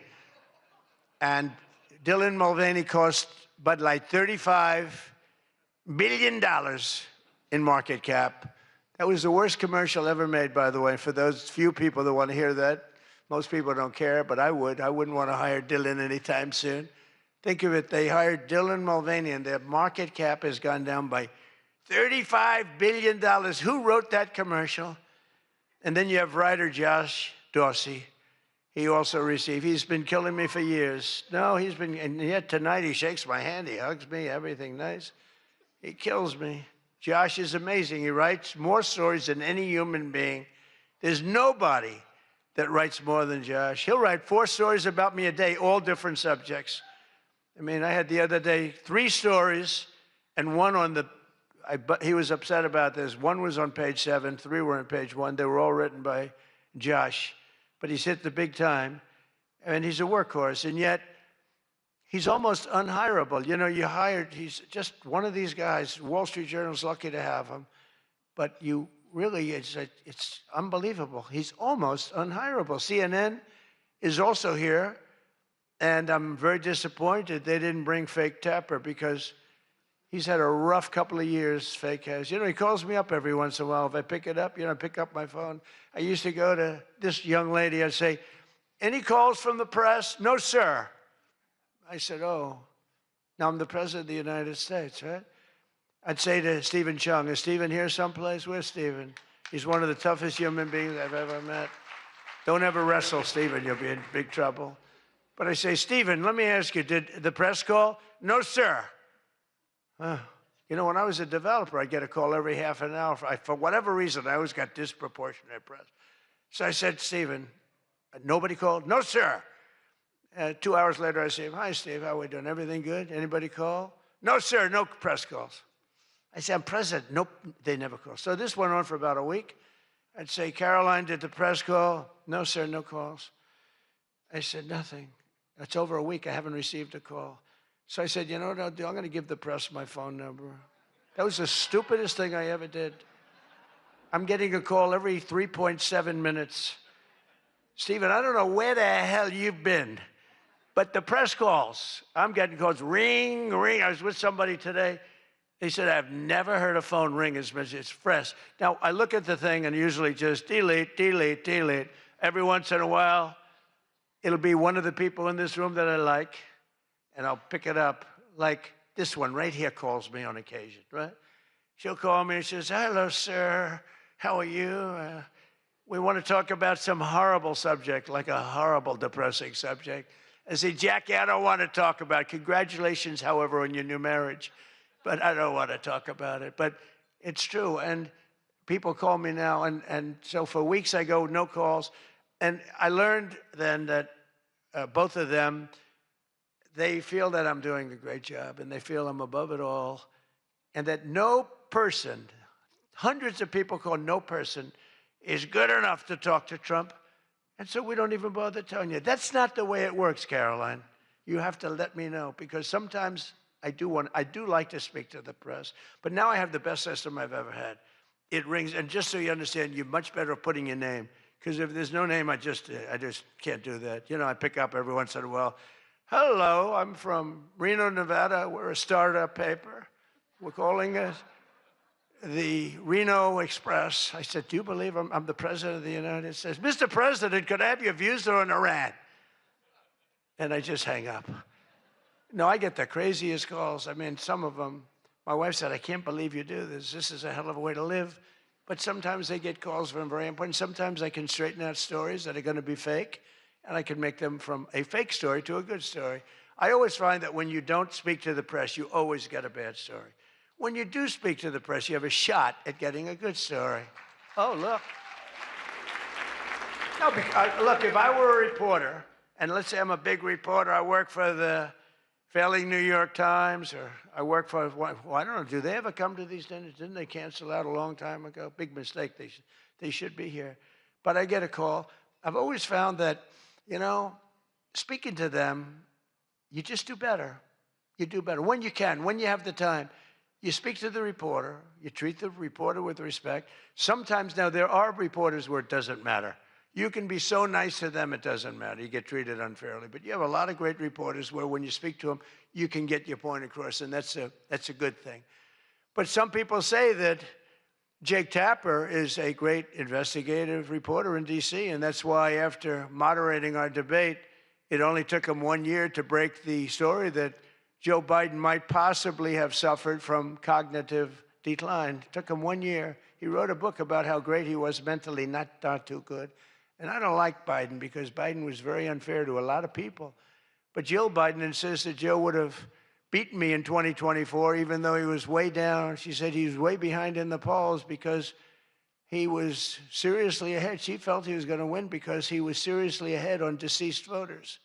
He was leading in the deceased crowd, and there were a lot of them. You're finding out there's a lot of them. Look at the numbers that just came out yesterday. And it's traditional that at least one or two potential presidential hopefuls attend the Correspondents' Dinner, but many of them seem to have really chickened out. I was disappointed that Gavin Newsom didn't show up. He didn't show up. He should be here. But I heard that he recently said that we will lose our country if we don't fight fire with fire. And to be fair, there's only one thing we know about Gavin, and that's that he definitely doesn't want to fight fire with water. He's got a lot of water, never uses. What a disaster. That should have never happened. But Gavin Newsom recently did a career-threatening, one of the worst interviews I've ever seen, where he said that he can't read a speech. He's incapable of reading a speech. He's a low IQ person. He's smarter, however, than all of the people in the room, and then he gets sued for being a racist, okay, when he said that. But he basically said he has various mental incapacities. He has difficulty in various other ailments mentally. And I'm looking at it saying, this is the worst interview. I'm watching this interview. I said, this is the worst interview I've ever seen given by a professional politician. I've been watching politicians for a long time, mostly on the previous side, because I haven't been doing this too long. How am I doing? Not bad for the number of minutes spent. Not bad. But with Gavin, so he said that all these things, and I said, anybody running against him, all they have to do is take that one interview and you can't lose. I actually put out a statement that Gavin Newsom has come out and said he will not be running for president because nobody can say what he said about himself and survive. Newsom was in big trouble when he openly admitted that Kamala was smarter than him. She said, Kamala is smarter. If Kamala is smarter than someone, you don't want that person to be president of the United States of America. Between California's policies of enabling wildfires, paying drug addicts to be homeless, giving free sex changes to illegals, and telling rich people they're going to take away, all of your money is going to be taken away. People are fleeing, and they're fleeing in droves. We can't have that in this country. It's becoming such a horrible and dangerous location that Ilhan Omar, one of my favorites, and her brother are thinking about moving together, very much in love. A video has surfaced recently of Ilhan giving a speech referring to World War II as World War XI. And they asked her about that. She thought she got it right. But I'm not surprised because she's a low IQ person. And she's also a very dishonest person. And she ought to get the hell out of our country. She shouldn't be here. She shouldn't be in our country. She also calls her brother husband number one. Omar is reportedly being investigated for fraud. She revised her net worth. I was shocked to see that she was worth much more than $30 million. And then when the press got on her, she revised it slightly downward to less than 18,000. So she went from much more than 30 million to 18,000. And I know Democrats, and the word Democrat is something that's come into fashion. I changed the E with a U, and most people don't know that dumb has a B, so we don't have to worry about that. It's very quiet. I thought it was quite good, but I haven't gotten much credit for that. Fake news, good. Pocahontas, good. I won't say Lion Ted because he's on my side. I don't talk about past conquests, but we have a lot of them. I won't talk about. They got a whole table full of Republicans there. They're saying, no, don't mention my frickin' name, will you please? But we've had a lot of good names. But the Democrats are there to destroy wealth, and honestly, they've gone absolutely crazy. Gavin Newsom's not only a man who really wants to run for president. He's doing a bad job running a state. You can't have somebody like a J.B. Pritzker, who I understand is not president, sadly, but, you know, some people say, never use the fat word. And I don't. I would never call anybody fat. I have my own problems, you know? It's not like I'm perfect. Sir, in the back, don't call him a fat pig, okay? I'm sticking up for him. Don't call him you. You can't do that, sir. You can't call J.B. Pritzker a fat pig, please. All right? Thank you very much. I appreciate it. Everyone's trying to figure out, who is that guy? Does he exist? But the nice part is when you do that, the press can't get you, because I'm defending a man who obviously has a problem. Actually, he's lost a lot of weight. I saw him recently. He lost quite a bit of weight. I don't know what the hell. He's got no chance, believe me. Anything he does, the family threw him out of the business. A number of other potential Democrat contenders sadly refused to show up tonight. We invited Elizabeth Pocahontas Warren. She's referred to Pocahontas because, in fact, I had to apologize. People came up and they said, we want you to apologize to Elizabeth Warren for calling her Pocahontas. And I ended up apologizing to the real Pocahontas. But Elizabeth Warren was supposedly of Indian heritage. And then she took the test and she only had 1,024th Native American. And I said, you know what? I think I'm more of an Indian than she is. So this is what we have to deal with. But Senator Warren did not accept our invitation to debate. I wanted to debate her on various and sundry things, and she decided not to do it. And I decided to bury the hatchet. It doesn't matter. And she, well, I'm not going to say this next one. You want to hear this one? How bad? She wasn't high up on her totem pole. Who the hell wrote that? No, she's bad news. I wanted to make sure that Jack Smith, deranged Jack Smith, remember he went after me for about 2 years? How did he do? Not too good. I'm in the White House and he's not doing as well. I was going to say he's in a different kind of a house, but he's a deranged human being. He's a bad prosecutor. You know, prosecutors are very important. A great prosecutor, a fair prosecutor, but that's the great prosecutors, the ones that are fair. They're very important to a country, but this guy was a deranged lunatic. Saw his invitation tonight. He was invited because, you know, but I put it in a private text to Chuck Grassley. And Chuck saw him and he did a certain thing. And then one man that we had who should be here, he turned Palestinian. This was a man who was 100% for Israel. 100%. Chuck Schumer, crying Chuck. Remember he cried at the airport over illegal immigrants. They were the fakest tears. There were people throwing water in his face. But now he's a proud, very proud Palestinian. In fact, I'm going to send him a beautiful Palestinian outfit tomorrow so he can greet Bibi Netanyahu when he comes to town next week, along with the mayor, who I'm sure would love to meet Bibi. They're not treating Bibi too well, but Chuck wanted to join us tonight, but he didn't want to be violating many parts of the Palestinian rules, regulations, and certainly he didn't want to violate Sharia law, his new founding. And all joking aside, I do think we need term limits in Congress. I think term limits are very important because I see what's happening. I see what's happening. The other day, a senator I knew got a text, a great guy, from his wife. And she said, when you get home, I want to have you immediately come up the stairs and make love to me. And he said, I can't do both. You know what? You know, in other words, can't go up the stairs and make love. Does anybody get that? Well, I thought that was actually pretty good. That was actually the only thing I thought was good in this whole frickin' stupid speech that they wrote. That was the only good one, and that went down with not exactly great laughter. I think, you know, in other words, you can't go up the stairs and make love, too, you know. So we're looking for term limits. Does anybody understand this stuff? But I really do wonder whether the Democrats are trying to lose the midterms. In Maine, they nominated a guy with a Nazi tattoo.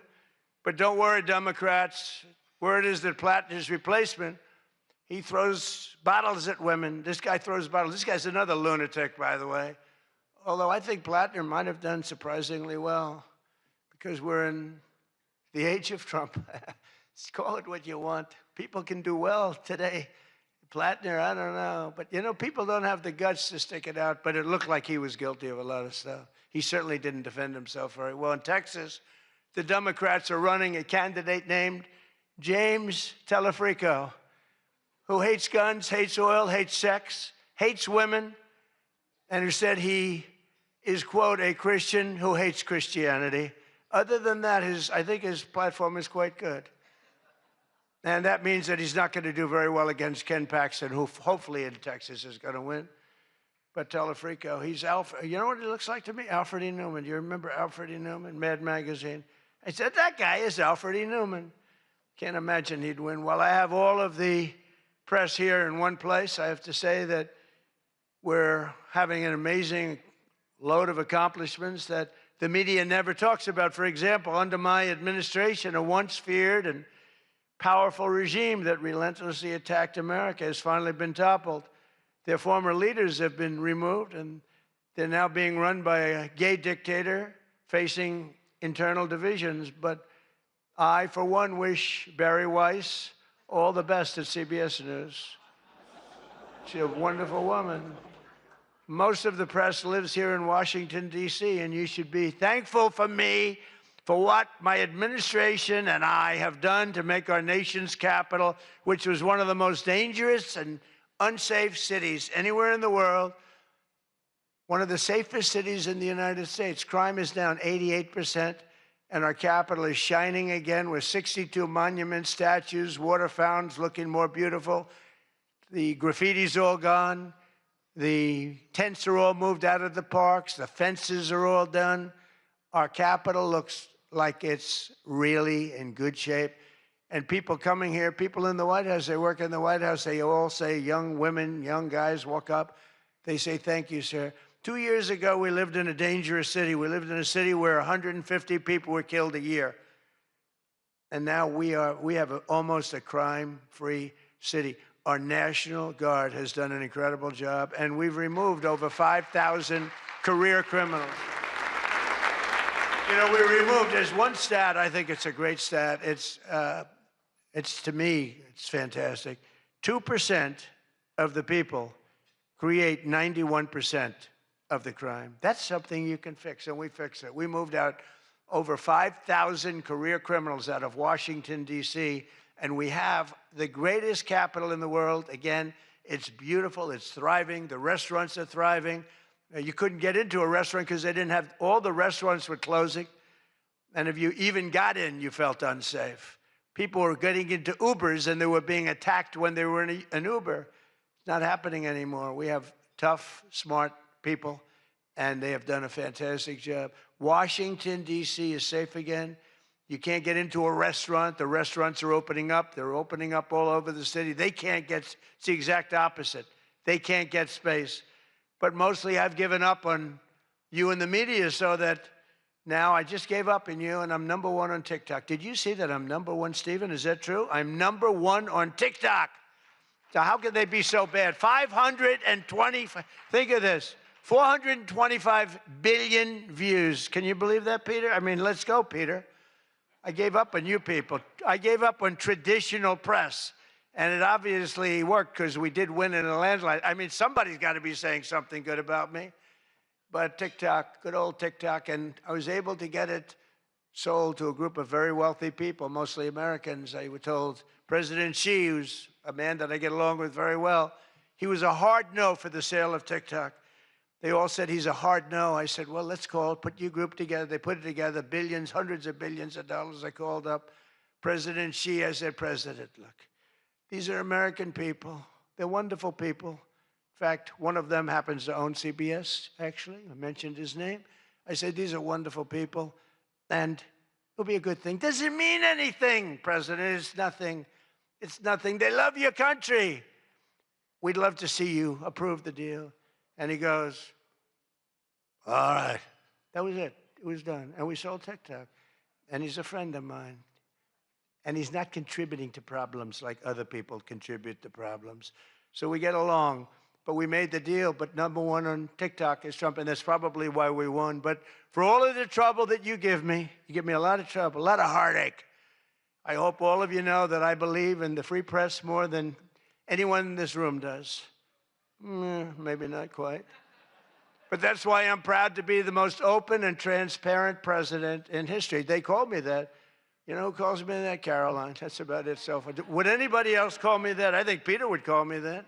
Am I the most transparent? Biden never used to answer your questions. He'd ask Biden 20 questions, he'd never get an answer. Who's the most transparent president, Peter? Who? I look at him, it's the first time he's tongue-tied. I cannot believe it. Oh, he's not going to be happy tomorrow. But you people have no idea how lucky you are. When I'm gone, you're all going to be broke. Your business model is going to be finished. No, it's true. When I'm not around, you're going to be broke. There's not going to be anybody to report on. Nobody gives a damn about anybody else.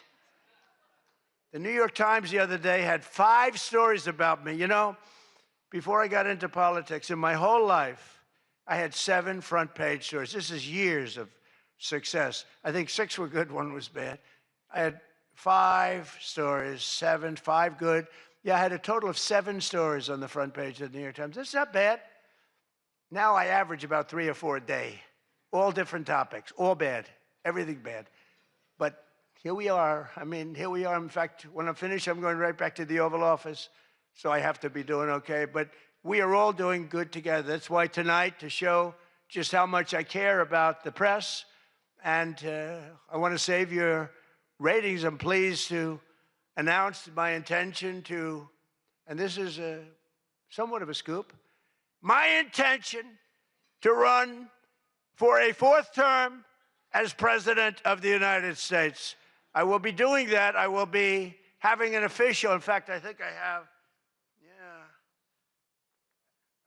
I won 3 times. Now I'm going to do it again. Thank you. I'm going to do it. Should be easy. I'm getting very good at running for president. No, I won 3 times, did very well the 2nd time, by the way. It's a rigged election, but we don't have to talk about it. You know, it's interesting, when you come back and you do a good job like we did, you don't care about it so much, but we do have to tighten up these elections because they really are in seriously bad shape. But on a serious note, I want to say once again, I just want to thank you all. It's been an interesting evening. I didn't really know what to expect. And it's far worse than I actually thought, but if you want to know that. But I didn't know exactly what to expect. And I've made a lot of friends tonight. I've made a lot of good friends tonight, probably made some enemies also.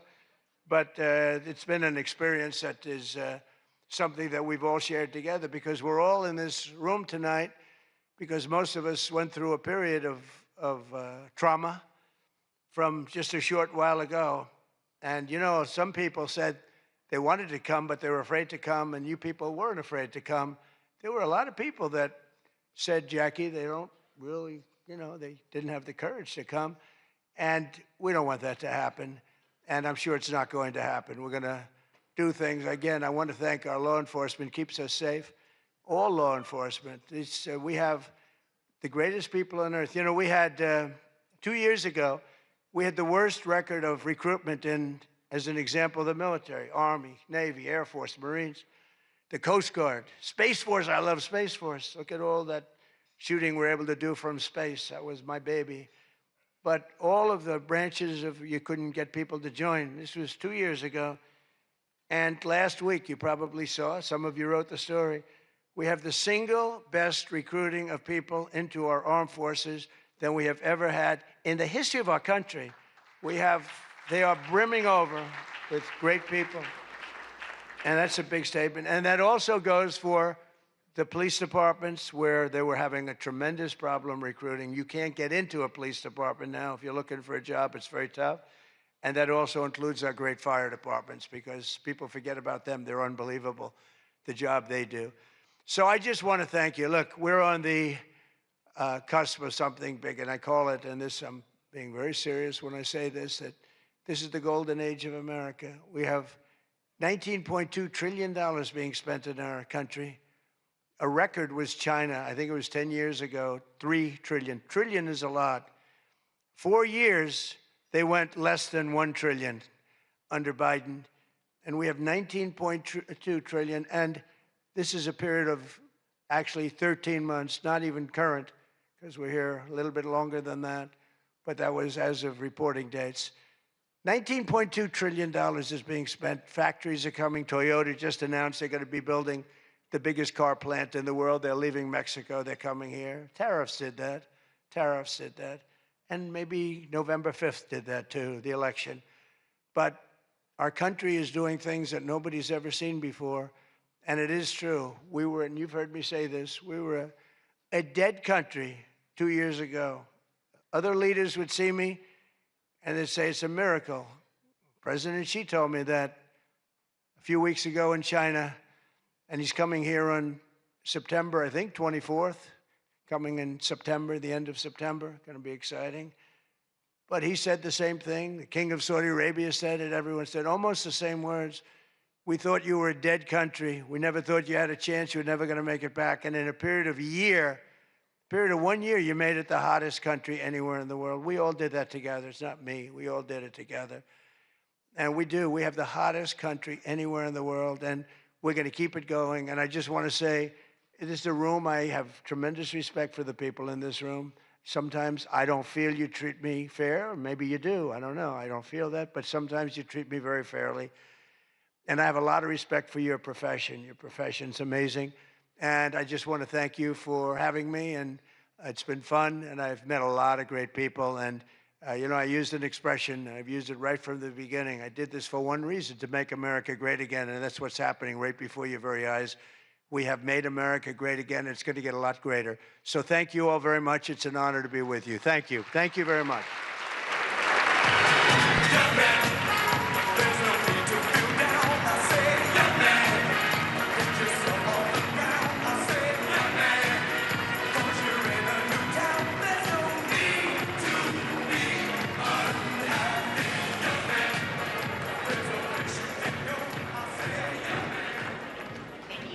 President Trump.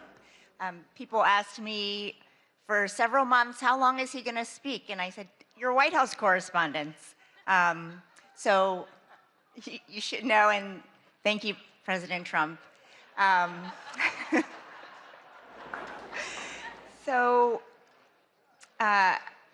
This night is all about the First Amendment.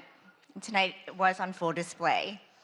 And I just want to congratulate all of our award winners again, my friend Caitlin, who has a beautiful smile, and Josh Dawsey, who is one of the most prolific journalists of our time. That is true.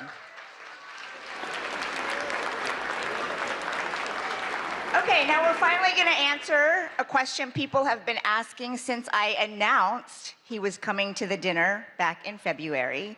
What the heck is a mentalist? The wait is over. Please welcome Oz Perlman.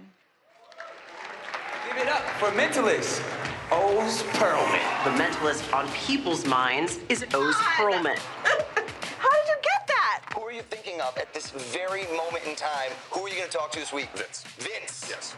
Open your hand up. No. Oh, my God. Look in your hands, Aaron.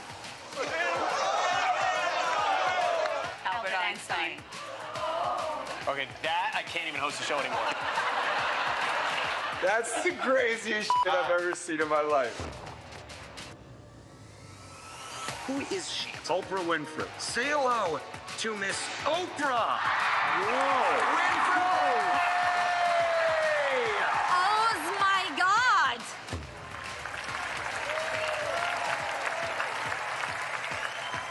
Oz, what is the stock I'm thinking? Disney is about to roll out ridiculous. a streaming service. No. Wow.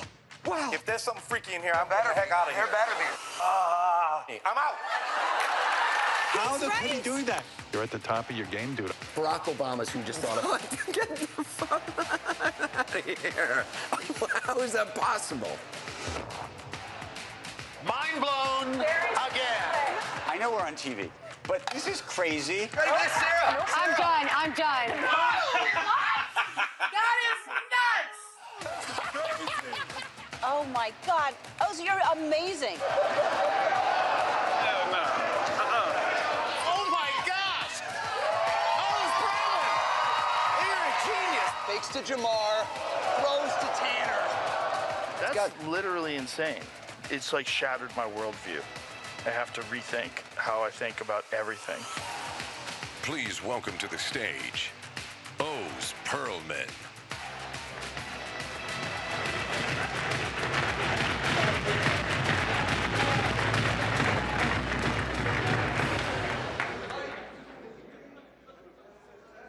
There we go. Folks, what an honor to be here among such distinguished guests, cabinet members, the president.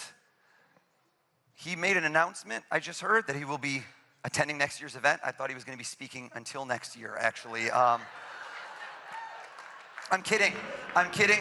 Folks, I have to give a shout out, honestly, 3 months ago to the heroic bravery of the Secret Service and law enforcement who kept us all safe. Please, everybody.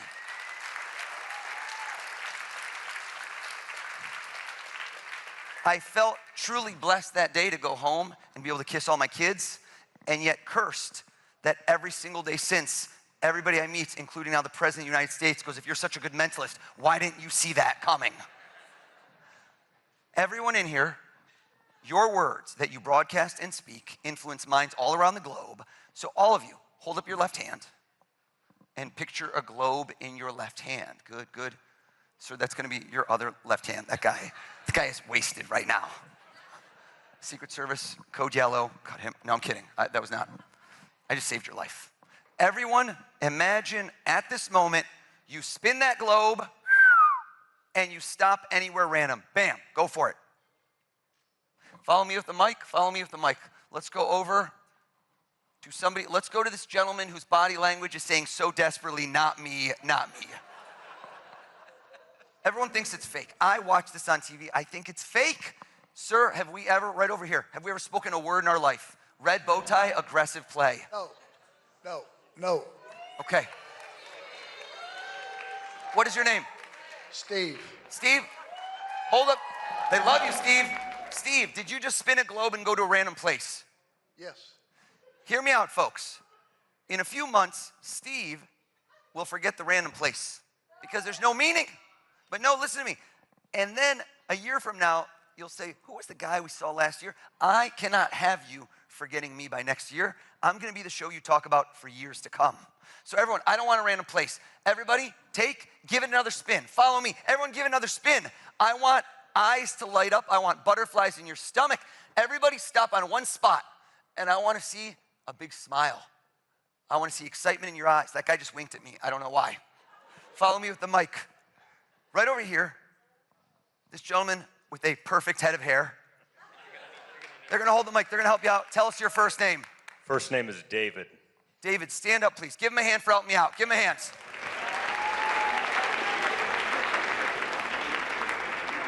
David, I don't know the future. I'm not a psychic. I would have called that 3 months ago. I read people. Hold up your hand. Try not to react. South America, North America. Look down again. #1 place in the world you'd love to go. Look at it again. But this man dreams big, but you haven't been there. Look at that place one more time. Look at me. Yeah, that's the smile I wanted to see. Asia, Africa, Antarctica, too cold for you. Turn your back so I can't see you and you can't see me. Close your eyes for me, David. Close your eyes.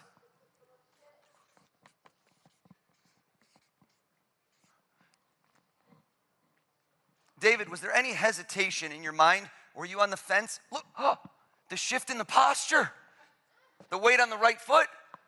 Close your eyes. My boy just changed his mind. Come on, David. He just said in his head, he goes, if I'm not paying, I'm going big. There's a passport involved. David, keep your eyes closed. Keep your eyes closed. Keep your eyes closed. What was the place when I said spin it? Stop right there. Where did you want to go? Tell us. Taj Mahal. What? Can I ask you a question? Yes. That's why I said you shifted your balance. Have you been there before? Never. I'm so curious. Let me ask you a question. You never know how this works. Did you change your mind? No. Were you thinking initially of a place and you go, I've been there, so it's too obvious, and at the last moment you changed? What was the first place you thought of? Big Sur, California, where I just visited. And then, Taj Mahal was was the layup. There it is right there. What did you think of after that? I saw you chilling, relaxing. Was there another place you were thinking of? Great Wall of China. Okay, close enough. I'll take Big Sur. Turn around. Maybe you're just drinking Fiji water. I'll take it. I'll take it. Did Fiji pop in your head? Fiji came at one point, I will say. Fiji did come at one point. This guy's like, I'm going on an all-expense vacation. I'm doing a world tour here. I say think of one place. That's fine. That's fine. Have a seat for me. You got it. You know what? Hear me out. Hear me out. What happens if somebody lies in my show? Right? What happens if somebody lies in my show? And this room never lies, so there's no chance. Watch this. I need to put some skin in the game. Right now, if I lose, what happens? Nothing. I already got paid for the show. Let's come out in this crowd. Raise your hand if you have any cash on you. If you have any money on you, raise your hand. What is this? All the cabinets broke? What's going on? Where's that super PAC money? Follow me. I'm going, you know what? I see the name tag. I don't have to read minds. Acting Attorney General. Let's go over to this gentleman. Introduce yourself, please. Pardon me? Tell us your first name. You don't know my name? I know it, but it seems fake if I know, Todd. I can say it. Stand up. Give him a hand, everybody, for helping me out. Todd, just tap on the mic. Let's make sure it works. Are you a money clip or a wallet kind of guy? Don't take it out. No. Neither. It's like it's more like a wallet. Okay, it was a multiple choice. That's okay. Do you know, and I always ask this question because you never know, you're going out, cash isn't as common now. Do you know exactly how much is in there or you're not sure? I'm not sure. I like that, right? Hashtag baller. No. I want you to count it, but hold on. Do it under the table so there's no way I could see. Under the table, and move away with the microphone.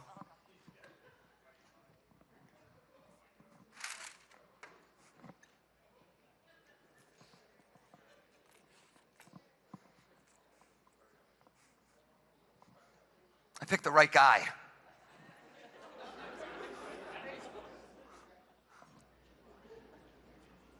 Stand up. Lie to me. Don't tell me how much money you really have. Make up a lie. Make up a lie. Lie to me. How much you got? 130. I would have said if you're going to dream big, Todd. That was dreaming big.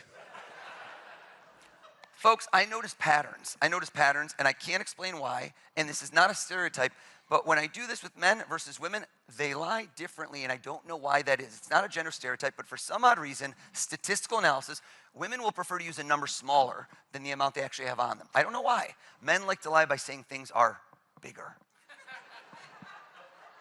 No examples. You didn't laugh at that joke, Todd. Joke was hilarious. Bingo! My acting attorney general just lied too big. Here's the question to ask yourself. Cover your eyes. How could I know something he didn't even know?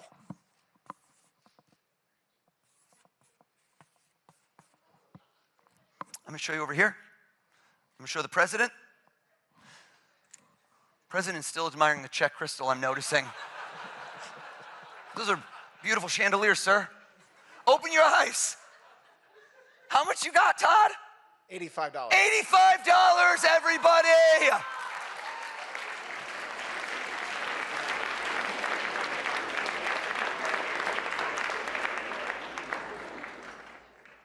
IRS conducting a forensic audit as we speak on you, sir. Do you know the gentleman standing in front of you, sitting in front of you? I met him tonight. Okay. You seemed happier than he did. That was a weird response. Tell us your name. My name is Tom. Tom, hold out your hands flat if you don't mind, like a pancake. Take any one of those bills out for me, Todd. And I want to create a moment in this room for Todd and Tom that you will never forget. Flip the bill over for me, and I want you to remember this White House Correspondents' dinner. I will. Todd is like, I should have brought more cash. Turn to face him, please. And what I'd like you to do here is you're going to be his table. You could sit if you want, but that's okay. Attorney General, so okay. I should probably stand up. I want you to take, and I want you to sign it. Go ahead.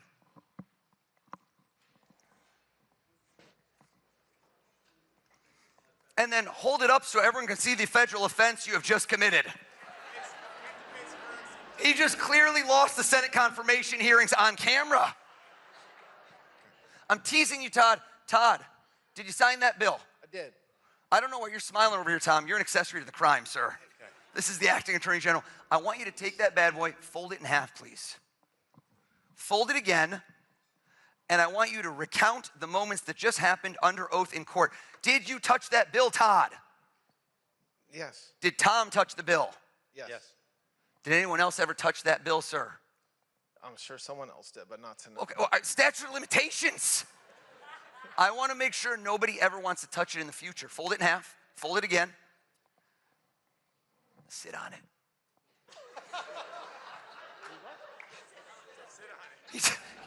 He just confirmed with his wife, and he didn't even go right or left cheek, he went dead center. That's a man who takes no chances. I'm gonna ask every one of you in this room a question. Here's what I'd like you all to do right now for me. Journalists, accomplished people who like to get to the bottom of things. I want everyone to take a deep breath in, and I want everyone to give me a nice strong exhale out. And I want you to close your eyes and visualize that sitting across from you. I have this question I'd love to ask you. I say, if you could interview, in this room I call it interview, sometimes I say have dinner, break bread, ask questions. If you could interview somebody famous, but let's make it hypothetical, dead or alive, past or present, anyone that's ever lived, it's a fascinating question. And I want you to visualize, that's the key, is not just see it in your mind, but see that person sitting across from you. Open your eyes, nod your heads if you've already done it. Nod your head. Some of you are quick on the draw. Some of you are still relatively sober, given the fact it's, I think, 3 a.m. at this moment. I lost track of time. If you haven't yet done it, crunch time, everybody. 3, 2, 1, done. Wake up. Everyone, give me a big clap over your head if you can see your person clear as day. Give me a big clap. All right, follow me with the mics. We're going to go rapid fire here. Follow me with the mics. Follow me, follow me. Come on over. Give me another clap. I like the fact that this gentleman right over here, can we see him? We're going to point over. Looked at me, distinctly looked at me, clapped, nodded, then shook his head. I don't even know what that means. I saw you coming. You saw me coming? Yes, I did. And you're like, what do I do? How do I avoid him even though I'm sitting in the front row? Push my wife in front of... Push your wife. I love chivalry is not dead. Yes. What's your name? I'm Ed. Ed? Yes. Parents nailed it. You look like an Ed. I think that's perfect. Have we ever spoken a word in our life ever? We have not. Stand up for me, Ed. Now, if I go head to head, toe to toe with Ed, I don't think it's good enough. It's not good enough. The more people I can do this with, the more impossible it becomes. Give me some more claps. Follow me with the mic. Follow me with the camera. Follow me with the camera. Oh, follow me, follow me. Come on over. This was an incredible smile, arms extended. She threw in a belly dance. I reward extra credits. No, Ed, stand up. We didn't get rid of you. I love you, Ed. Let's go right over here. Tell us your first name. Michelle. Stand up. 2 L's? I'm a mind reader. Come on, Michelle. Come on. Another clap, another clap, another clap. I look around. This was a moment. We had a moment right over here. If you go to this young lady, she looked at me, and when we made eye contact, Ed, she did not nod, she did not shake her head, but rather when we made eye contact, she closed her eyes tightly as if to activate some sort of camouflage shield, saying to herself, if I don't see him, does he still see me? I see you. Tell us your name. Aaron. Stand up for me, please. Okay. I now have 1, 2, 3 people thinking of 3 different people they want to have dinner with. This side's feeling no love. I can see it in your eyes. You're feeling no love, so let's keep it going. 2 more people, rapid fire. Follow me with the mics. Follow me. Give me some claps. Give me some claps. Your joy is effervescent. Also, the pocket square, 4 ripples. Next level, my friend. Next level. What is your name? My name's Kevin. Kevin? Yes. Stand up for me, Kevin. I never go past 4. Give him a round of applause. Make some noise. But this is not just any event. This is the White House Correspondents Dinner. It's been going on over 100 years. I'm the first mentalist. One more group, right over here. I didn't even tell you I would do this. Give me a clap. Let me see it. Who thinks they have someone I will not get? You will be my Fiji water. Who will that be? Give me a clap. Okay, all of you with the big clap, you're too confident. I don't like it. I like the people that are on the fence. I like this young lady right over here. This young lady looked over. She squinted at me. She didn't clap. She just gave me an I'm looking at you, buddy. Tell us your first name. My name is Alex. Alex, give Alex a hand too as well. Alex, Kevin, Ed, Aaron, Michelle with 2 L's. Each of you, I asked to think of somebody famous sitting across from you, and you are at the edge of your seat, scintillating, asking them questions. Sit down if it's Jack Kerouac. No. Folks, don't hold the applause in. Let it out. Let it out. That's so obscure. Like, you should not have gotten. Never bring a knife to a gunfight. Joke is too soon. Too soon. Too soon. Have a seat for me, please. That's it. That is 100% it. I know. I can read your mind. You know, That's what you I. know that. Yeah, you don't have to but keep everyone telling me. else, that was it. Have a seat. Thank you. I like how Erin just rethought her choice. She's like, mine's too easy. Mine's too easy. There's no way you would know. Kevin, you are a ball of positive energy. Just looking at you has uplifted my mood without caffeine. I can tell you for a 100% fact, I'm not even gonna hedge. Not 99, not 100%. Live TV, your person is alive and well, am I correct? You are correct. How did I know that? Your vitality, your energy. Versus if we could point the camera at Ed, Gerard, Ed is over here, that's that guy. Ed has dead guy vibes written all over him. Come on, man. I'm feeling pretty. Is it a dead guy, Ed? Vital. Is it a dead guy? It is a. Yeah. It is Classic Ed. That's hilarious. Yes. Yeah. Dead guy. Why are you on the fence? No, he's definitely a dead guy. You weren't sure if he was dead or alive? No, I'm saying I'm vital. I'm just saying he's dead. Oh yeah, it's nothing about you. You're gonna live to 120, baby. I'm talking about the person you're thinking of. Yeah. You know what? Arms behind the back. This guy's very proper. He's done a lot of World War II biographies. Sit down if it's Winston Churchill. You're right. Yeah. Folks, I'm getting 6% applause on things that deserve 120. Have a seat for me, Ed. Have a seat, Ed, have a seat. Bless you. I knew you'd sneeze right then. Aaron, playful hair adjustment, always a guy. It's always a guy. The hair adjustment twice, it's a guy. Am I right? It's a man. I could tell. It wasn't playful hair, but it was just an adjustment. Okay, there's no implications here. I like how Tom just told Todd, he's like, why didn't you bring more money, bro? Why didn't you bring more money? I did this last week. I filmed my Netflix special. And I did this, and the last person standing thought of a movie star. And when I got it right, he did not sit down. And the tension grew in the room, and I said, sir, did I get it? He goes, yeah. And I go, okay. And he goes, oh yeah? What movie am I thinking of? I'm like, buddy, there's no on-demand feature. It's always, I wonder what movie she's thinking of his, but I'm gonna go with it. Do you know what question you're gonna ask him right off the jump, or is it more just a flowing conversation? What's your Flowing, style? just flowing. Flowing, I love that, I love that. And you were debating, and I was thinking like, oh, I think he's passed away, am I correct? Correct. It seems somber. Yeah, But it not was- summer, but passed away. Okay. I don't know which movie. Tell us all, who are you sitting down to dinner with? Who's across from you during this scintillating interview? Jerry Garcia? Are you wrong? Don't ever doubt me again. Don't you ever doubt. You scared me!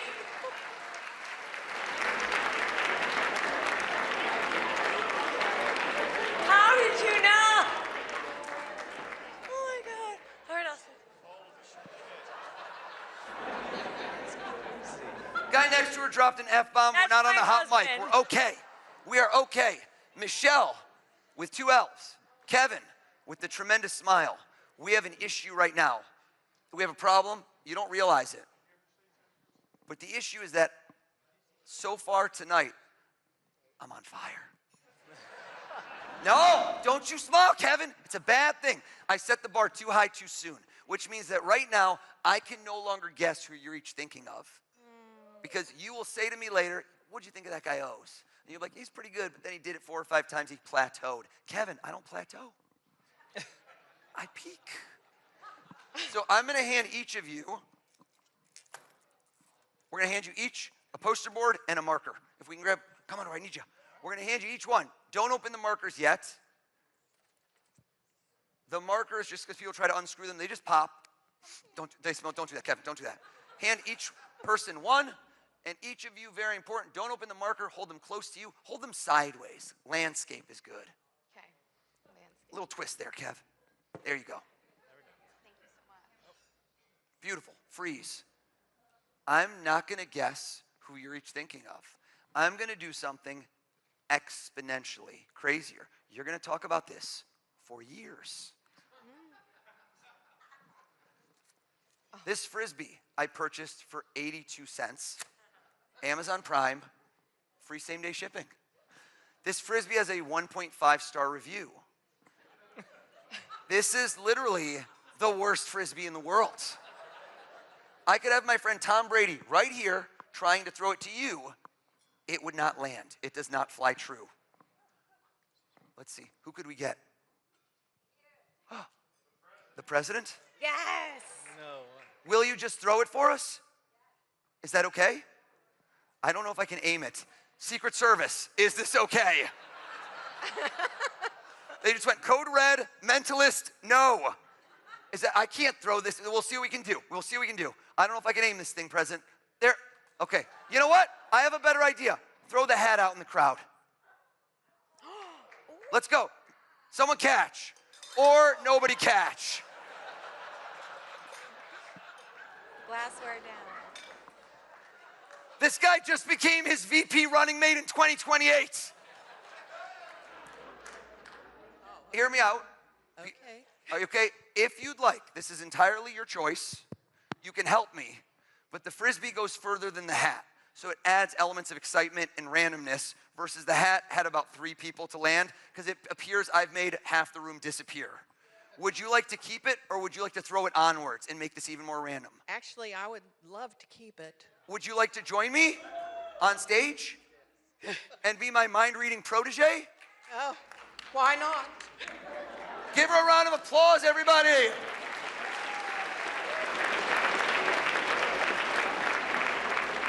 I'm going to stand you right here. We're going to bring you a microphone. Tell us all your name.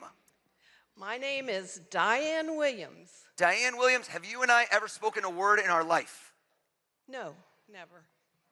Diane Williams, go ahead and read their minds. How crazy would that have been? Are you kidding me right now? Diane Williams, we need to get into the zone, okay? No. Not really yoga style. I want you to give me your best mind-reading pose. Bring the hands up here. That's pretty good. That's more, okay, that's more it's sunny out. Let's hit them. Yeah, there we go. There we go.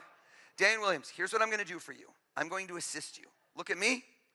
I'm going to have you picture a crystal ball in my hands. There is not really a crystal ball. You are going to look down into my hands, and I want you to look through that crystal ball, down into my hands, and I want you to nod your head if you are seeing clear as day. 2 people, or pretending. Can you see them? Is that a yes? You're really playing this up. And yes. Keep your eyes closed. And I want you to repeat over and over in your head who you just saw, over and over in your head. Do you see 2 people? Could you see those 2 people? Close your eyes, Diane Williams. Close your eyes. Kevin, Michelle, uncap your marker. Keep your eyes closed, Diane Williams. I want you to write down your person's first and last name or their name as big as you can. As big as you can, please. Maximize the space on there. The person you picked, write their name as big as you can. Are you done, Michelle? Yes.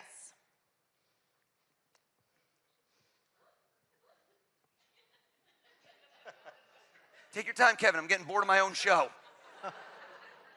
Kevin, you're done. Done. Diane, wake up. Come back to the light. Now, I'm going to give you one clue, which is that we were able to ascertain that his person is alive. We said that earlier. Okay. So I want you not just to look into that beautiful smile, but look into his eyes. See the reflection across from him and tell him who is the person he is sitting down to dinner with. The person is alive. Who is it? Michael Jordan. Michael Jordan. Stop. Oh my God. Stop. Folks, are you alive in this room right now? Michael Jordan.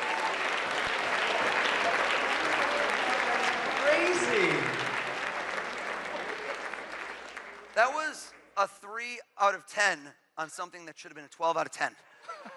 So no, I'm not looking for pity.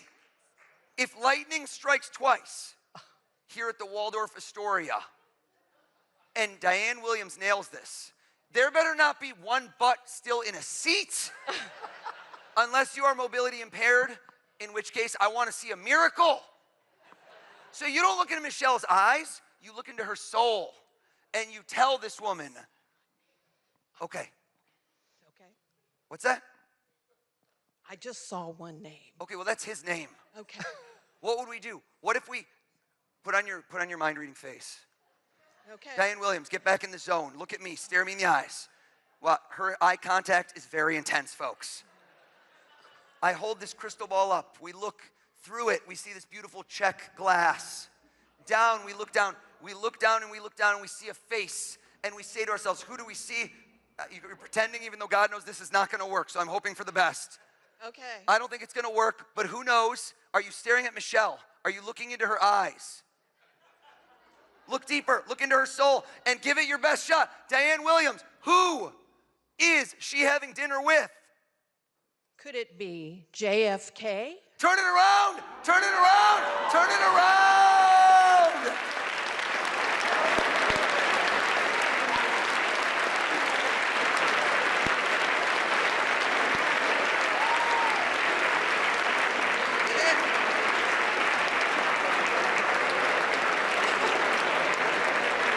Have a seat.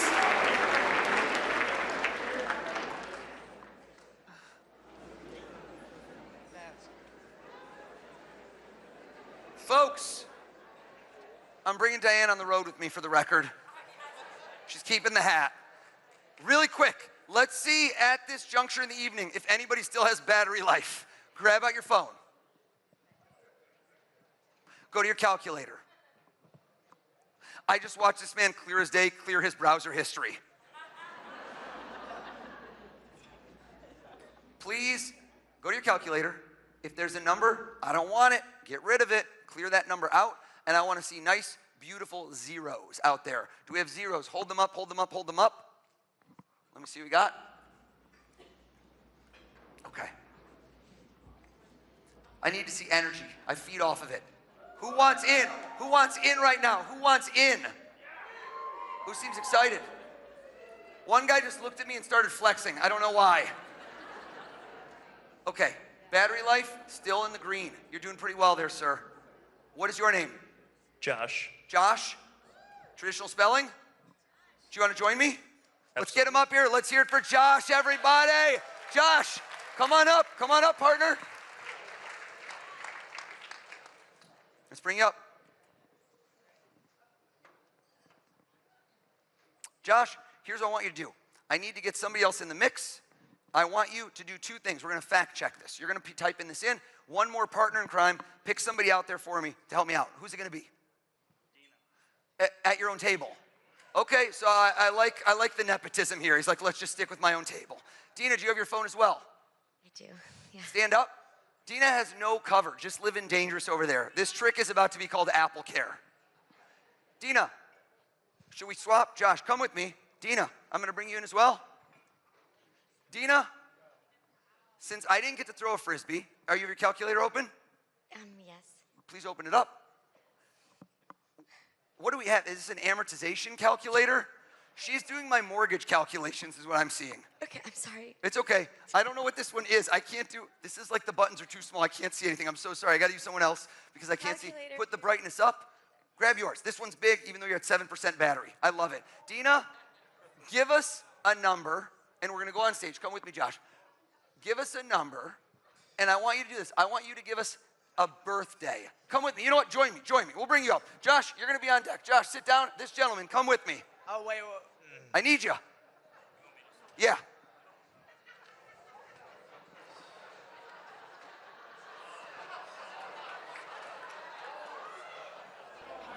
How are you? He keeps getting texts from his table saying he's going to get you good. Who is writing that? I'm going to bring you a microphone. I'd like you to stand here. Dina and Josh, you each get to help me. Dina, tell me the birthday of somebody you care about deeply. So take a moment with it. Tell us the birthday of someone you care about deeply. Go ahead. August 17th. Pause. Whose birthday is that? My husband. Everyone go, oh, good choice. I don't want to touch anything. Put in 817, please. 8, slow. 817. Freeze right there. Okay, have a seat. Thank you, Dina. In honor of Dina picking her spouse, which is a common choice, raise your hand if you are married as well. Okay, most of the room. I need to know why that woman just did this. Did anyone see that? That was a very strange reaction to a relatively binary question. That was a real-time Facebook status. It's complicated. Dina loved that joke. Let's go over to someone new that has not helped me yet. How about right over here? I'm going to go to the gentleman right next to Steve, who I loved earlier, who thought of Bora Bora. That was too obvious, Steve. Make it tough next time. Let's go to that gentleman in the green, who felt so slighted. What is your name? Arden. Arden? Arden. That's correct. Arden, quick, what's your wedding anniversary? May 26th. What was it? May 26th. Do times 526, but don't do equal yet. I'm doing the math. August 17th times May 26th. Kidding, I don't know. Michelle thought I could do anything after John Fitzgerald Kennedy. You get to instill a little bit of yourself in this. Do you have a lucky number or something special to you? You do? 1 digit or 2 digits? 1 digit? Bring it close to the heart. That's your heart. Yeah, we're not there yet. We're not there yet. And I want you to hit plus and hold it close to you and put in your lucky number. And then walk out into this crowd to somebody that you do not know. Is that possible? You seem a social butterfly. And I want to lock eyes. Look at me, sir. Look at me, sir. 500 times 1,000 is 500 G's. I'm a capitalist. I want 2 commas. I want a 3rd comma. I want millions. What's your name? Colin. Colin? Colin? 1 L or 2? 1. All right, Michelle's not happy. Some of you, your memory is not as good. You don't know why that callback was funny. That's okay. Colin, 3-digit number between 100 and 500. Don't do 1, 2, 3. You're better than that, Colin. You're better than that. You got a number? Yes, sir. I didn't like it. Change. Okay. There it is. There it is. Whisper with no microphone into his ear your 3-digit number. Everybody make ambient ocean noises. Did you hear what he said? We're going to get the microphone right there. Right there. Have a seat for me, Colin. Please type in, to this gentleman, please type in a times and put in Colin's 3 digits. You did. Colin, have a seat. Wonderful. Did you hit equals?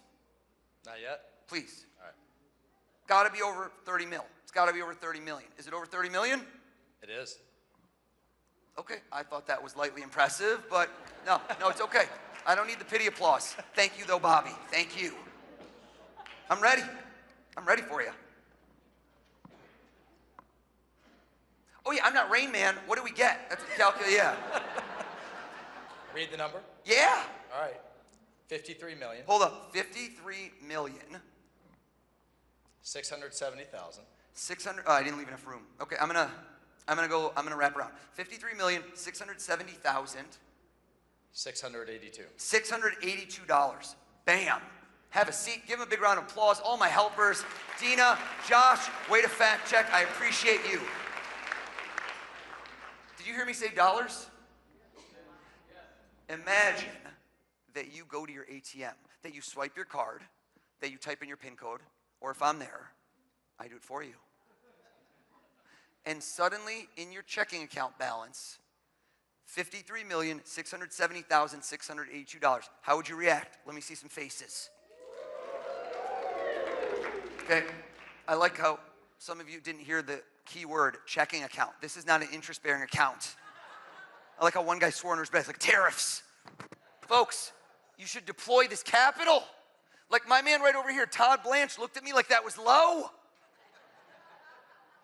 Tom, what did he sign, Tom? Was it a 20, a 50, or 100? We couldn't see. Tom is the guy next to him. What was it? A 20. It was a 20? Todd, are you still sitting on it? Yes. Todd, reach into the abyss. Stand up for me, please, sir. Todd, check the signature. Is this your bill that you took out of your pseudo money clip? Yes. You marked it, but so did the government of the greatest country on earth with an 8-digit serial number. Read us those digits one at a time, please. Switch to me, please. Switch to me, please. Switch to me, 1 digit at a time, please. 53670682.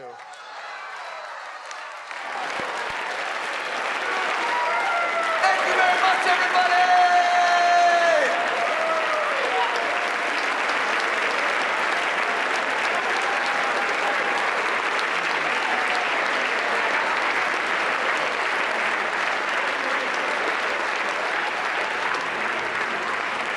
Amos Perlman, truly this has been the honor of a lifetime. Thank you very much, everybody.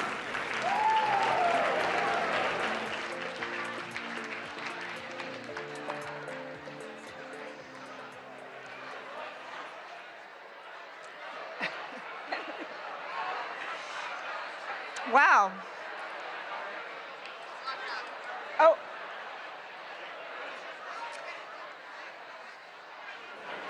Everyone, thank you for a memorable night. Thank you, Mr. President, for coming to our dinner. Thank you, O's, for scaring all of us in this room. And thank you all for supporting the White House Correspondents Association and the First Amendment. Thank you. Thank you all. This concludes the 2026 White House Correspondents' Dinner. Again, our thanks to President Trump. We look forward to seeing you all next year at the Washington Hilton. Please travel safely. Have a good night.